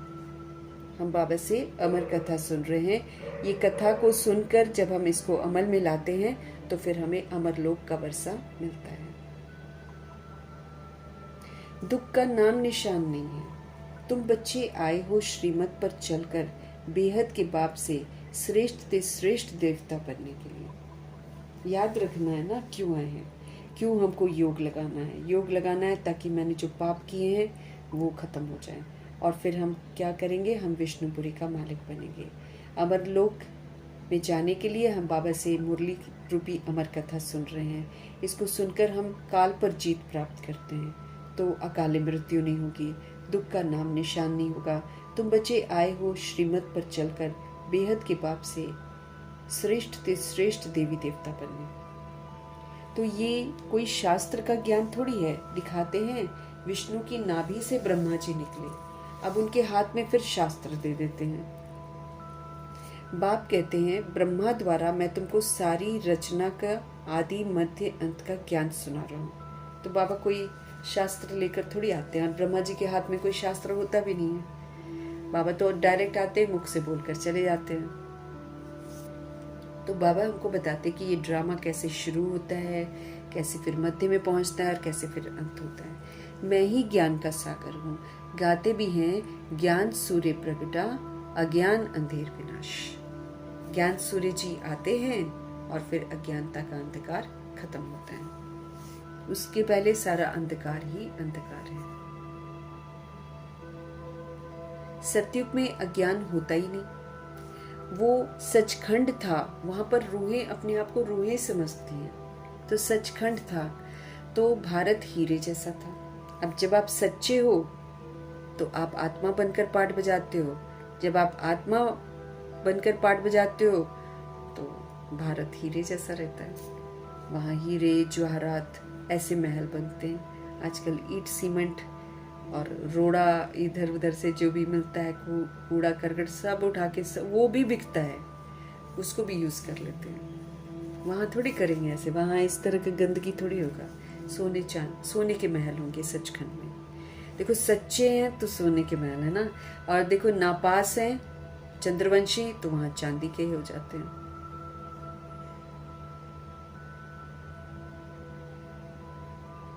सतयुग में अज्ञान होता नहीं, बाबा कहते वो सचखंड था तो भारत हीरे जैसा था। हीरे जवाहरातों के महल बनते थे। अभी तो मनुष्यों को पूरा खाने के लिए भी नहीं है, तो कहाँ से हीरे आएंगे। इनसॉल्वेंट विश्व को फिर से सॉल्वेंट कौन बनाए, गरीब बन गए जो भारत है, गरीब बन गया विश्व में, फिर से बाबा उसको कैसे धनवान बनाए और कौन बनाए। ये बाप का ही काम है। तो बाप आते हैं, बाप ही बताते हैं कि वो कैसे बनाते हैं और फिर कैसे हमको उसमें जाना है। कल पहले भी उन्होंने ऐसे ही बनाया था। बाप को ही तरस पड़ता है कि हाय मेरे बच्चे कैसे हो गए। कहते हैं तुमको राजयोग सिखाने के लिए आया हूँ, फिर से राजा बनो। आत्मा राजा बनकर तुम सतोगुणी सतयुगी बनकर दिखाओ।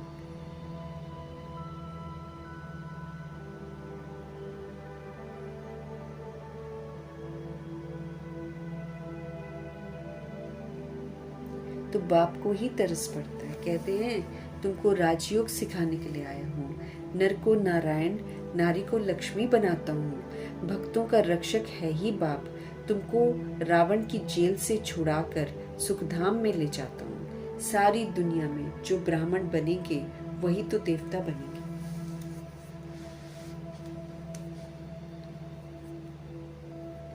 है ना? तुमको रावण की जेल से मैं छुड़ाने के लिए आया हूँ। तुमको सुखधाम में मैं ले जाता हूँ। सारी दुनिया में जो ब्राह्मण बनेगा, खाली बी के टाइटल मिला नहीं, जो ब्राह्मण बनेगा वही देवता बनेगा। तो ब्राह्मण कर्मयोगी फरिश्ता होता है पूरा समय।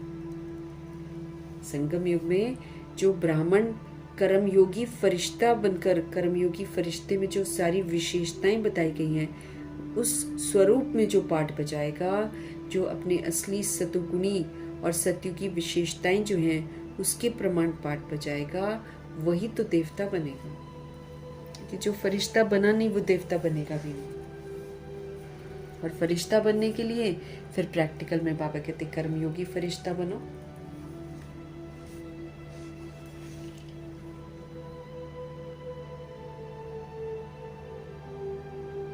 सारी दुनिया में जो ब्राह्मण बनेंगे, क्षत्रिय नहीं, जो ब्राह्मण बनेंगे वही देवता बनेंगे। ब्रह्मा का नाम भी बाला है, प्रजापिता ब्रह्मा। तुम ब्राह्मण हो सबसे उत्तम।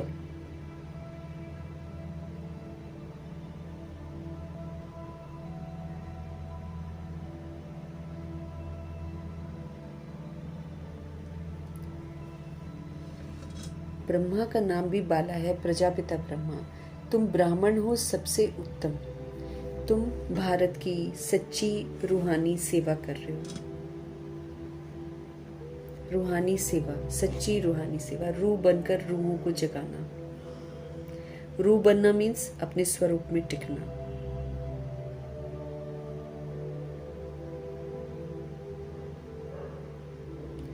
बाप की याद से ही मेरे विक्रम विनाश होंगे। विक्रम तो मैंने कर रखे हैं, लेकिन जितना हम बाबा की याद में रहेंगे ना, उतना ही हमारे विक्रम विनाश होंगे।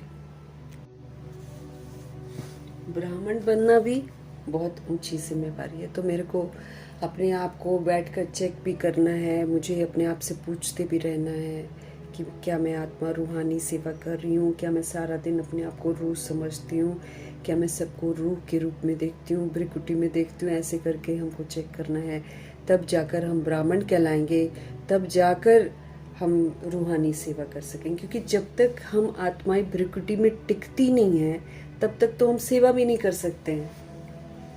तब तक तो हम बॉडी कॉन्शियस होकर दूसरे को बता रहे हैं, वो दूसरे के पल्ले पड़ेगा ही नहीं कभी भी। जो जगी होती है, जो अपने को रूह समझती है, वही फिर दूसरों को भी जगा सकती है। जो खुद ही नहीं जगेगी तो वो कैसे दूसरे को बता सकती है। ये भी तो मेरे ऊपर बहुत बड़ी जिम्मेवारी है। तो ब्राह्मण तो बनना बहुत बड़ी बात है।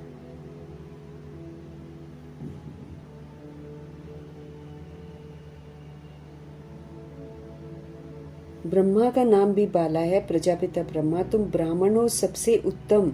तुम भारत की सच्ची रूहानी सेवा कर रहे हो। बाप की याद से ही हमारे विक्रम विनाश होंगे और कोई भी रास्ता नहीं है अपने विक्रम विनाश करने का। कोई भी रास्ता नहीं है। पतित से पावन बनने का, याद से ही खाद हमारी भस्म होगी। सोनार लोग जानते हैं सच्चा सोना झूठा सोना कैसा होता है। उसमें चांदी, तांबा, लोहा डाल देते हैं। तुम भी पहले सतो प्रधान थे, फिर तुम्हारे में खाद पड़ती है। दुनिया में आजकल सच्चा सोना थोड़ी मिलता है कुछ। अब वो दिखता सोना है ना, लेकिन बाद में पता चलता है कि उसमें तांबा भी मिलाया होता है, उसमें लोहा भी मिला देते हैं। तो ऐसे क्यों होता है? देखो, वो भी हम रूहों पर डिपेंड करता है। क्योंकि हम रूहें जब शुरू में होती हैं तो हम सच्चा सोना होती हैं, फिर त्रेता युग में हम चांदी मिलावट हो जाती है, और फिर द्वापर में कॉपर की मिलावट हो जाती है हमारे अंदर, और फिर वैश्यवंशी बन जाते हैं, व्यापारी बुद्धि बन जाते हैं, और फिर जब कलयुग आता है तो हम बिल्कुल ही तमो बुद्धि हो जाते हैं, तो यहाँ पर आयरन एजेड बन जाते हैं। तो देखो दुनिया में भी सोने में आज के समय में अगर सोना खरीदने चाहो तो कई लोग उल्लू भी बना देते हैं आराम से। अब हम आप जैसे हमें थोड़ी पता चलेगा कि सोना क्या होता है। अब उसके अंदर कुछ भी मिलाकर वो दे देगा, हमें क्या पता चलेगा। ऊपर से चमका देते हैं, अंदर क्या होता है वो तो हमको नहीं पता चलता। तो हमारी अवस्था होती है ना, तो देखो दुनिया में भी लोग ऐसे करते हैं। तो बाबा कहते हैं उसमें चांदी तांबा लोहा डालते, तो ये सारी जो है ना हम रूहों के अंदर में मिलावट है। तो अब लोहे की खाद भी निकालनी है, तांबे की भी निकले, फिर चांदी की भी निकालनी है, क्योंकि चांदी भी फेलियर है चांदी भी। अब देखो बाबा हमको क्या समझाते हैं। दुनिया में लोग कहते हैं ना, ये चांदी का इसको कुछ पहना दो, फिर कोई भूत प्रेत नहीं, मना कोई वार नहीं आएगा ना, इसको चांदी का कुछ पहना दो, ऐसे बोलते हैं वो लोग। गुस्सा आता है ना, चांदी पहना दो, चांदी के बर्तन में पानी पियो, वगैरह वगैरह ऐसा करके बोलते हैं। अब देखो बात क्या है और बात क्या करते हैं ना, शास्त्र वाले या ज्योतिष विद्या वाले वो हमको इस तरह बोल देंगे, लेकिन असूल में क्या है कि जब हम चांदी यानी कि सिल्वर एज तक पहुंचते हैं, यानी कि जब हम त्रेता युग तक पहुंचते हैं तो हम सेफ हो जाते हैं। एटलीस्ट भूत प्रेत आत्मा हमको नहीं लगेंगे। उसके बाद हमको गोल्डन एज बनना है, लेकिन सिल्वर एज तक पहुंचने से कम हम थोड़ा बच जाएंगे। इसलिए चांदी, लोग दुनिया में बोलते चांदी पहना दो, चांदी पहना दो।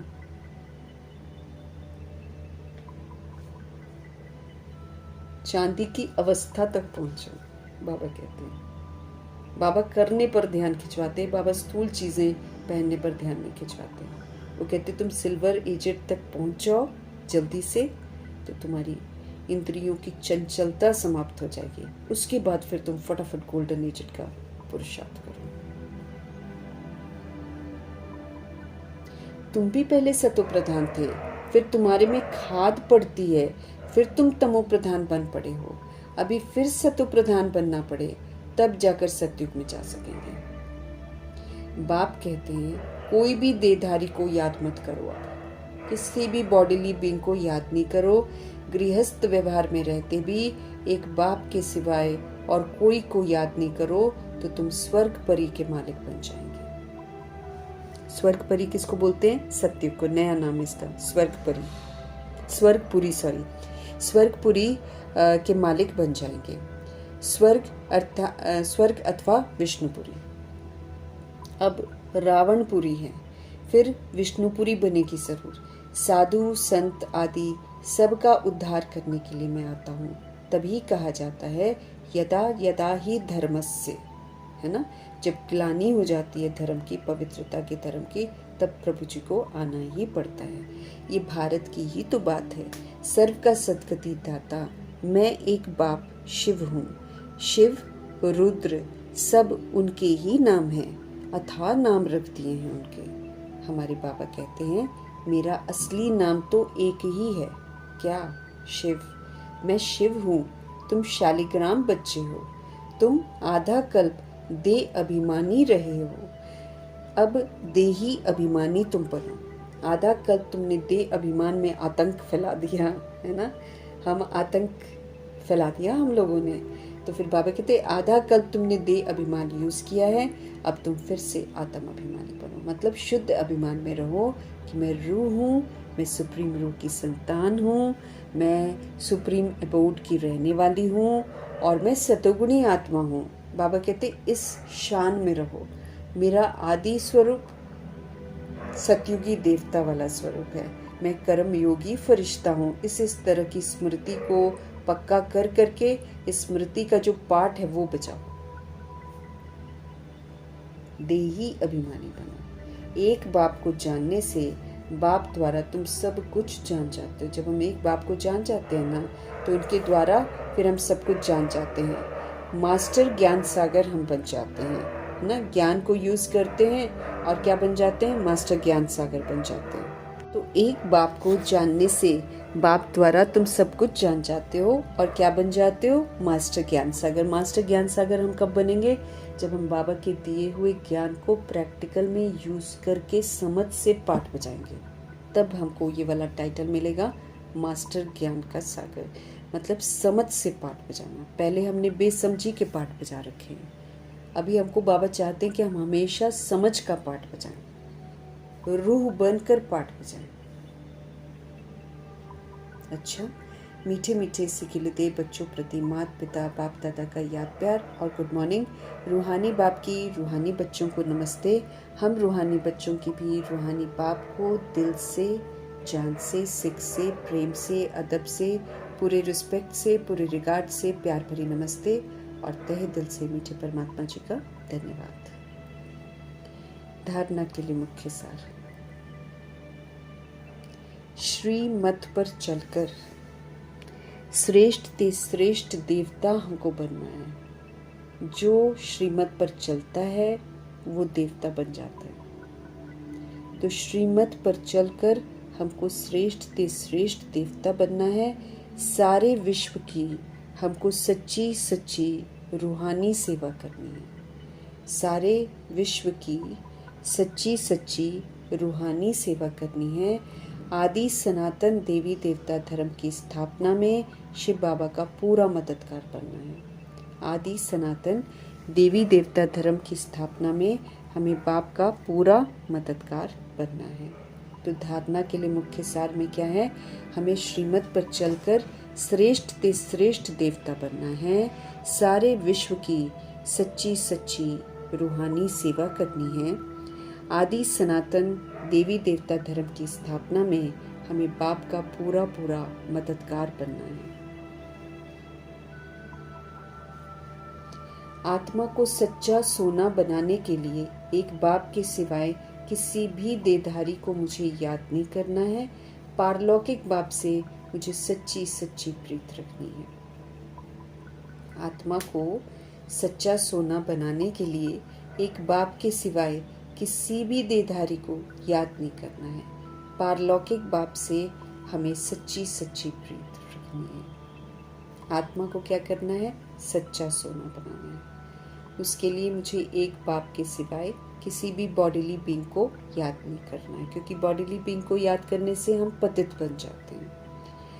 पारलौकिक बाप से सच्ची सच्ची प्रीत मुझे रखनी है। सतगुरु जी का आज का वरदान, आत्मिक उन्नति के साधन के द्वारा सर्व परिस्थितियों पर विजय प्राप्त करने वाले अकाल मूर्त भव।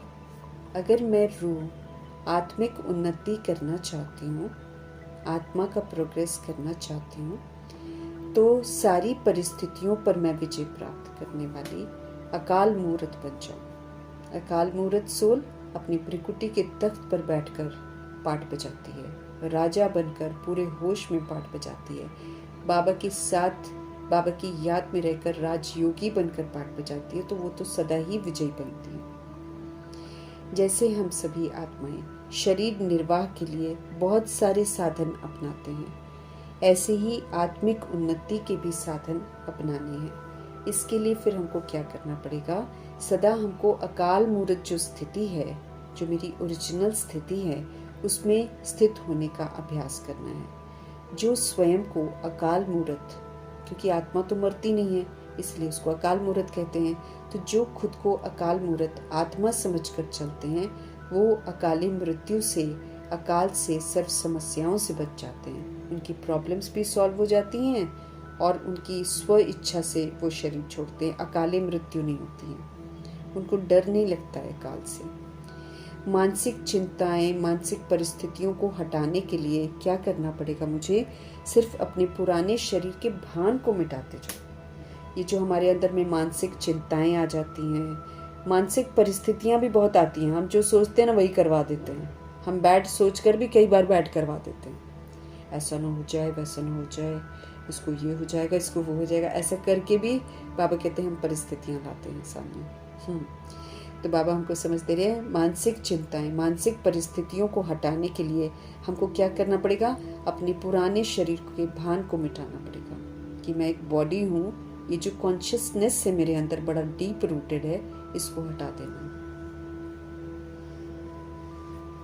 तो बाबा जी हमको समझ दे रहे हैं कि आत्मिक उन्नति के साधन के द्वारा सारी परिस्थितियों पर विजय प्राप्त करने वाले अकाल मूर्त भव।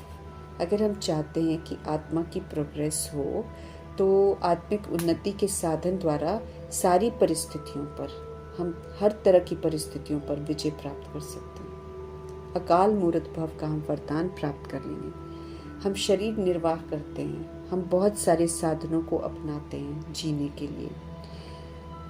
ऐसे ही हमको आत्मिक उन्नति के भी साधन अपनाने हैं। इसके लिए मुझे क्या करना पड़ेगा? मुझे अकाल मूर्त स्थिति में स्थित होना पड़ेगा। अकाल मूर्त स्थिति है सतोगुणी स्थिति। इसमें मुझे स्थित होने का अभ्यास करना पड़ेगा। जो स्वयं को आत्मा समझकर चलते हैं वो फिर अकाले मृत्यु से, अकाल से, सर्व समस्याओं से बच जाते हैं। क्योंकि जो आत्मा अपने आप को समझती है रूह, वो फिर आत्मा बनकर पाठ बजाती है। और जब वो आत्मा बनकर पाठ बजाती है वो सबका भला करती है। और जब सबका भला करती है तो उसकी सारी समस्याएं खत्म। समस्याएं उत्पन्न होती ही तब है जब हम अपने आप को शरीर समझते हैं। When I am a soul, तो ऊपर की अवस्था हो जाती है, सारी प्रॉब्लम्स खत्म। तो सर्व समस्याओं से बच जाते हैं, मानसिक चिंताओं से बच सकते हैं। मानसिक परिस्थितियों को हटाने के लिए सिर्फ हमको क्या करना पड़ेगा? ये जो कॉन्शियसनेस है बॉडी का ना, इसको ख़त्म करना पड़ेगा। क्योंकि ये जो कॉन्शियसनेस है बॉडी का, यही हमको जो है ना उल्टे राह पर हम चल जाते हैं जब हम अपने आप को शरीर समझते हैं। फिर हम शरीर की कमी कमज़ोरियों को यूज़ करते हैं। जब हम शरीर की कमी कमज़ोरियों को यूज़ करते हैं, हमारे आगे समस्याएं खड़ी हो जाती हैं। लेकिन जब हम आत्मा समझते हैं तो हम सब रूहों को आत्मा समझते हैं, सबको सतुगुणी सतयुगी सहयोग देते हैं। मेरा किसी के साथ कोई प्रॉब्लम होता ही नहीं है, किसी के साथ कोई हिसाब किताब बनता ही नहीं है। फ्री हो जाते हैं, प्रॉब्लम सॉल्व।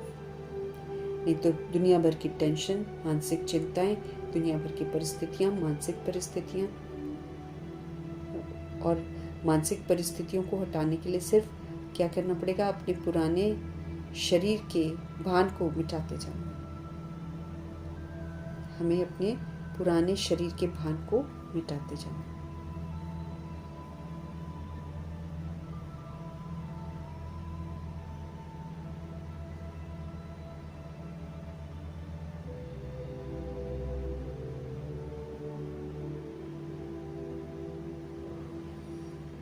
बॉडी कॉन्शियसनेस खत्म, प्रॉब्लम्स खत्म। स्लोगन: कोई भी बात जो बार बार फील करता है वो तो गया, फाइनल में फेल हो जाएगा। क्योंकि फाइनल में इतनी सारी बातें आएंगी। फाइनल में हमारे साथ रहने वाली आत्मा या फिर जिसको हमने बहुत वक्त दिया होता है, वो रूह तो न जाने कैसा व्यवहार करेगी। अगर हमको ये फीलिंग वाली बीमारी होगी कि हम बुरा मान जाते होंगे किसी की बात का, तो हम तो हो गए फेल।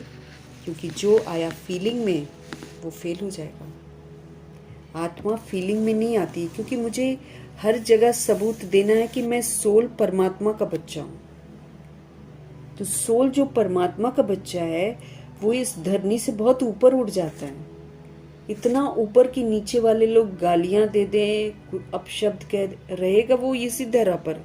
स्थिति से वो इतना ऊंचा हो जाता है कि नीचे वाले उसे कुछ भी कह दें, कितना भी उसके साथ बुरा कर लें, उस पर प्रभाव नहीं पड़ेगा। तो उसने क्या सबूत दिया? उसने इस बात का सबूत दिया कि वो एक सोल है और और परमात्मा का बच्चा है। हम अगर फीलिंग में आते हैं तो ये रावण है जो हमको ये बीमारी लगवाता है फीलिंग। उसने मुझे ऐसा कह दिया, उसने वैसा कह दिया, उसने मेरी बुराई कर दी, उसने मेरी तरफ देखा ही नहीं। इस तरह की फीलिंग्स बहुत आ जाती है रूहों के अंदर। तो फिर कोई भी बात जो बार बार हम फील करते हैं ना, वो फाइनल में पापा कहते हैं सोल जो फील करती है बार बार, वो फिर फेल हो जाती है। तो फीलिंग की बीमारी फ्लू की बीमारी है जिससे हमको मुक्त होना। अच्छा, आज हमारे मातेश्वरी जी के महावाक्य, मतलब जो बाबा की शिक्षाएं हैं, उनका स्पष्टीकरण किया है मातेश्वरी ने। क्योंकि मम्मा डे आ रहा है। मनुष्य साक्षात्कार में कैसे जाते हैं? ये जो साक्षात्कार में जाना होता है तो इसकी फिलॉसफी भी बड़ी महीन है। ये अंतर्वाहक शरीर से जाकर घूम आते हैं। अंतर्वाहक शरीर कौन सा होता है हमारा? आकारी शरीर, फरिश्ते वाला। तो अंतर्वाहक शरीर से जाकर घूम आते हैं। जैसे कोई बाहर घूमने जाता है ना, तो ऐसे नहीं घूमने गया तो मरा, वो घूमकर फिर वापस लौट कर आ जाएगा। तो ये भी आत्मा जो होती है वो इस बॉडी से निकलकर अंतर्वाहक शरीर से सैर करने जाती है। थोड़े समय के लिए इनकी आत्मा उड़ता पंछी है। ये भी परमात्मा का ही काम है जो उनकी रस्सी को खींचकर दिव्य दृष्टि से उनको साक्षात्कार करा देते हैं। जैसे रात को हम जब शरीर से न्यारी आत्मा होकर सुख पथ अथवा स्वप्न की अवस्था में चले जाते हैं तो उसी समय शरीर क्या हो जाता है? शांत है। तो देह और देह के धर्म जो हैं वो भूल जाते हैं। परंतु ऐसे नहीं कि कोई शरीर मर गया है। फिर जब जागृति में आते हैं तो उस रात के सपने की अवस्था का वर्णन करके सुनाते हैं। वैसे परमात्मा के साथ योग लगाने से परमात्मा फिर हमको दिव्य दृष्टि से आत्मा को सैर करा देते हैं। फिर जब ध्यान से उठते हैं तो वो देखा हुआ साक्षात्कार फिर वर्णन करके सुनाते हैं कि हम ये देखकर आए हैं। तो वो स्वप्न रजोगुण तमोगुण भी होता है। कभी कभी बैड सपने आते हैं, कभी कभी रजोगुणी सपने आते हैं। ये ध्यान फिर सतोगुण अवस्था है। तो ध्यान में कोई शरीर मरता नहीं है, मगर शरीर की जो भासना है ना, कॉन्शियसनेस जो है वो गुम हो जाती है। जैसे क्लोरोफॉर्म देने से शरीर की सुध बुध भूल जाती है ना। देखो डॉक्टर जब कोई अंग को डेड करते हैं तो इंजेक्शन लगाकर डेड कर देते हैं, परंतु और इंद्रियां तो चलती हैं ना। तो ध्यान भी इसी तरह से है कि आत्मा कोई उड़कर सैर कर आती है, परंतु शरीर मर नहीं जाता है। अब ये रस्सी खींचने की स्मृति भी परमात्मा में है, न कि मनुष्य आत्मा में, है ना। परमात्मा ही साक्षात्कार कराते हैं अगर करवाना होता है तो। फिर परमात्मा साक्षात्कार करा देते हैं और फिर बाबा कहते हैं उसके बाद ओम शांति, है ना। मम्मा समझा रही हैं कि इस तरह की अवस्थाएं हमारी बनती हैं।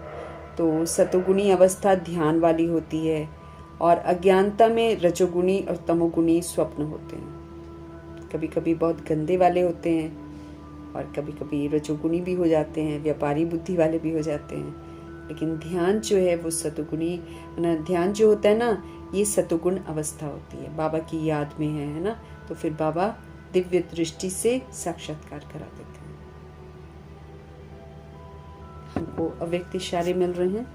सदा हर्षित रहने के लिए अपनी नेचर को बाबा कहते हैं सरल बनाओ और सहनशील बनो। सहन भी करना पड़ेगा। आत्मा भाई हैं, विस्मृत हैं, हम आत्माओं के ही कर्मों का परिणाम है। तो चुप ही रहेंगे ना कि बोलते रहेंगे? सहन तो करना ही पड़ेगा ना हमको।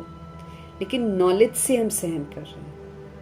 हम इस समझ से सहन कर रहे हैं कि एक तो हमारी अवस्था बरकरार रहे। एक ड्रामा देख रहा है कि इसने गलती करी है, तो फिर वो देखेगा कि हाँ ये सहन कर रहा है, दिल से कर रहा है, तो माफ़ कर देगा। अगर हम गलती करके अकड़ते भी रहें, हाँ, तब तो नहीं बचेंगे ना। तो इसीलिए सहनशील बनना है तो नॉलेजफुल होकर बनना है, खुशी खुशी सहन करना है, खुद भी बचना है, दूसरी रूह को भी बचाना है और आगे के लिए भी पक्का कर लेना है। तो अव्यक्त इशारे हमको मिल रहे हैं, हमेशा हर्षित रहें हम। उसके लिए फिर पहले मुझे ये करना पड़ेगा कि मुझे सभी को स्वीकार करना पड़ेगा और सदा हमको सरल रहें हम लोग, है ना। सरल नहीं रहते ना हम लोग, किसी के साथ बनती है किसी के साथ नहीं बनती, ऐसी वाली हमारी अवस्था हो जाती है। लेकिन अब क्या है, सरल चित्त, सबको स्वीकार कर लेना है। तो बाबा कहते हैं आप सरल चित्त भी बनो, आप सहनशील भी बनो। सदा हर्षित रहने वालों का यादगार विष्णु के रूप में दिखाया है। विष्णु जी लेटे हुए दिखाते हैं ना, एकदम कोई प्रॉब्लम नहीं, तो फिर बाबा कहते हैं वो विष्णु के रूप में दिखाया। विष्णु क्षीर सागर में आराम से लेटे हुए हैं, ज्ञान का सिमरन करके हर्षित हो रहे हैं, ऐसा दिखाया जाता है। हालांकि उस समय तो ज्ञान सिमरन वो नहीं करते हैं, ब्रह्मा जी करते हैं, लेकिन दिखाया हुआ ऐसा कंप्लीट फॉर्म को दिखाया ना। तो विष्णु क्षीर सागर में आराम से लेटे हुए ज्ञान का सिमरन कर हर्षित हो रहे हैं। तो हर्षित रहने का साधन है ज्ञान का सिमरन। तो जब ज्ञान का सिमरन चलता रहेगा, स्मृतियों का सिमरन चलता रहेगा, बाबा ने जो सिखाया है वो मुझ आत्मा की बुद्धि में सदा चलता रहेगा, है ना, तब हम हर्षित रह सकते हैं। तो बाबा कहते हैं तो हर्षित रहने का साधन है ज्ञान का सिमरन। जो जितना ज्ञान का सिमरन करता है वो उतना ही खुश रहता है, क्योंकि समझ मिलती है, समझ से हम खुश रह पाते हैं। कोई भी परिस्थिति उनकी हिम्मत, उमंग, उल्लास को कम नहीं कर सकती। कोई भी सिचुएशन आ जाए, उनकी हिम्मत, उमंग, उल्लास को कम नहीं कर सकती है। वे सहनशीलता की शक्ति से हर परिस्थिति को सहज पार कर लेते हैं। वो सहनशीलता की जो पावर है ना, उससे वो हर परिस्थिति को आराम से पार कर लेते हैं। तो क्या समझना है आपको? ऑलवेज हैप्पी रहना है। ऑलवेज हैप्पी रहने का यादगार विष्णु जी को दिखाया हुआ है, जो क्षीर सागर में एकदम आराम से लेटे हुए हैं, ज्ञान का सिमरन कर रहे हैं। तो समझते रहें कि जब हम ज्ञान का सिमरन करते रहेंगे तो हम सदा खुश रहेंगे। जब ज्ञान से विस्मृति होती है तब हम रिएक्ट करते हैं, रिजेक्ट करते हैं।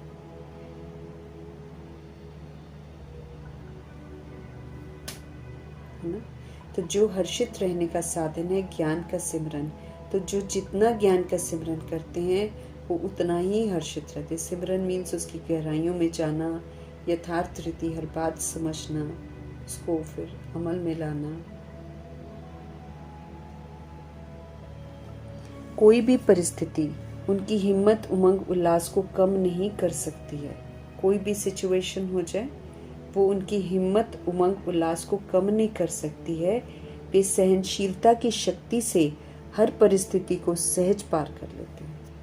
उनके पास सहनशीलता की पावर होती है ना, तो सिचुएशन आती है वो उसके प्रभाव में ही नहीं आते और आराम से शांत स्थिर रहकर उसको पार कर लेते हैं। जो हर्षित सोल होगी वो सब बातों को यथार्थ समझती है, वो ज्ञान का सिमरन करती रहती है।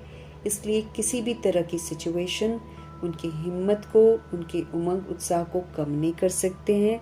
वे सहनशीलता की शक्ति से हर परिस्थिति को आराम से पार कर लेते हैं। इसलिए हमारा ज्ञान का चिंतन करना बहुत ज़रूरी है, क्योंकि अगर हम ज्ञान का चिंतन नहीं करते हैं तो हम बहुत सारी बातों को भूल जाते हैं। इसलिए चिंतन ज़रूरी है, जो कि फिर हमको परिस्थितियों में आराम से पार करने की हिम्मत देगा। समझ से करेंगे ना, समझ से फिर हम सहन भी कर लेंगे, हम विस्तार को सार भी कर लेंगे, हम समेट भी लेंगे, क्योंकि आत्मिक सुख मिलता है इससे। बाबा हमें वही करने को बोलते हैं जिससे आत्मा की शक्ति बढ़ती है और जिससे आत्मिक सुख मिलता है। और कुछ करने को बोलते नहीं है बाबा, सब कुछ हमारे अच्छे के लिए बोलते हैं। तो फिर हमें उस अच्छाई को धारण करना है ना, और उसका सबूत देना है। तो सदा हर्षित रहना, नॉलेजफुल बनना है। उसके लिए हर बात की हमको नॉलेज चाहिए। क्यों आत्माएं कर रही हैं ऐसे? कार्मिक हिसाब किताब है, पेपर है हमारा। पेपर नहीं होगा तो हम पास कैसे होंगे? अब कहते हैं हर समय आप ये सोचो कि मेरा पेपर है, इसको मुझे पास करना है। सिचुएशंस आएंगी तभी तो पास करेंगे ना।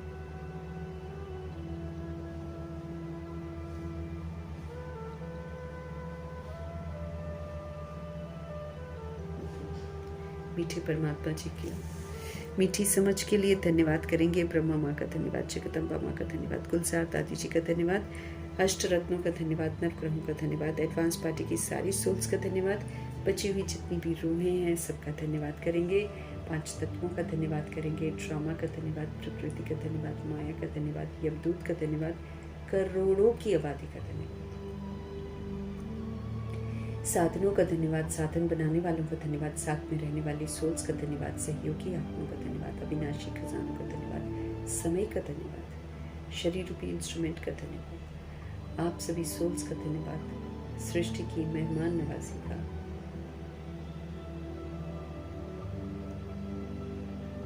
सृष्टि की मेहमान नवाजी का सिर्फ हमारी तरफ से नहीं, सभी रूहों की तरफ से धन्यवाद करेंगे, पूरे यूनिवर्स का धन्यवाद करेंगे, पल पल हर किसी का धन्यवाद करेंगे, किसी से कोई शिकवा शिकायत नहीं रखेंगे। बाबा की समझ को बुद्धि में रखकर सारा दिन बाबा की शिक्षाएं जो हैं हमारे चित्त पर रहें और उसको हम अमल में ले आएं, यही दुआ करते हुए प्रभु जी का धन्यवाद करते हुए ओम शांति।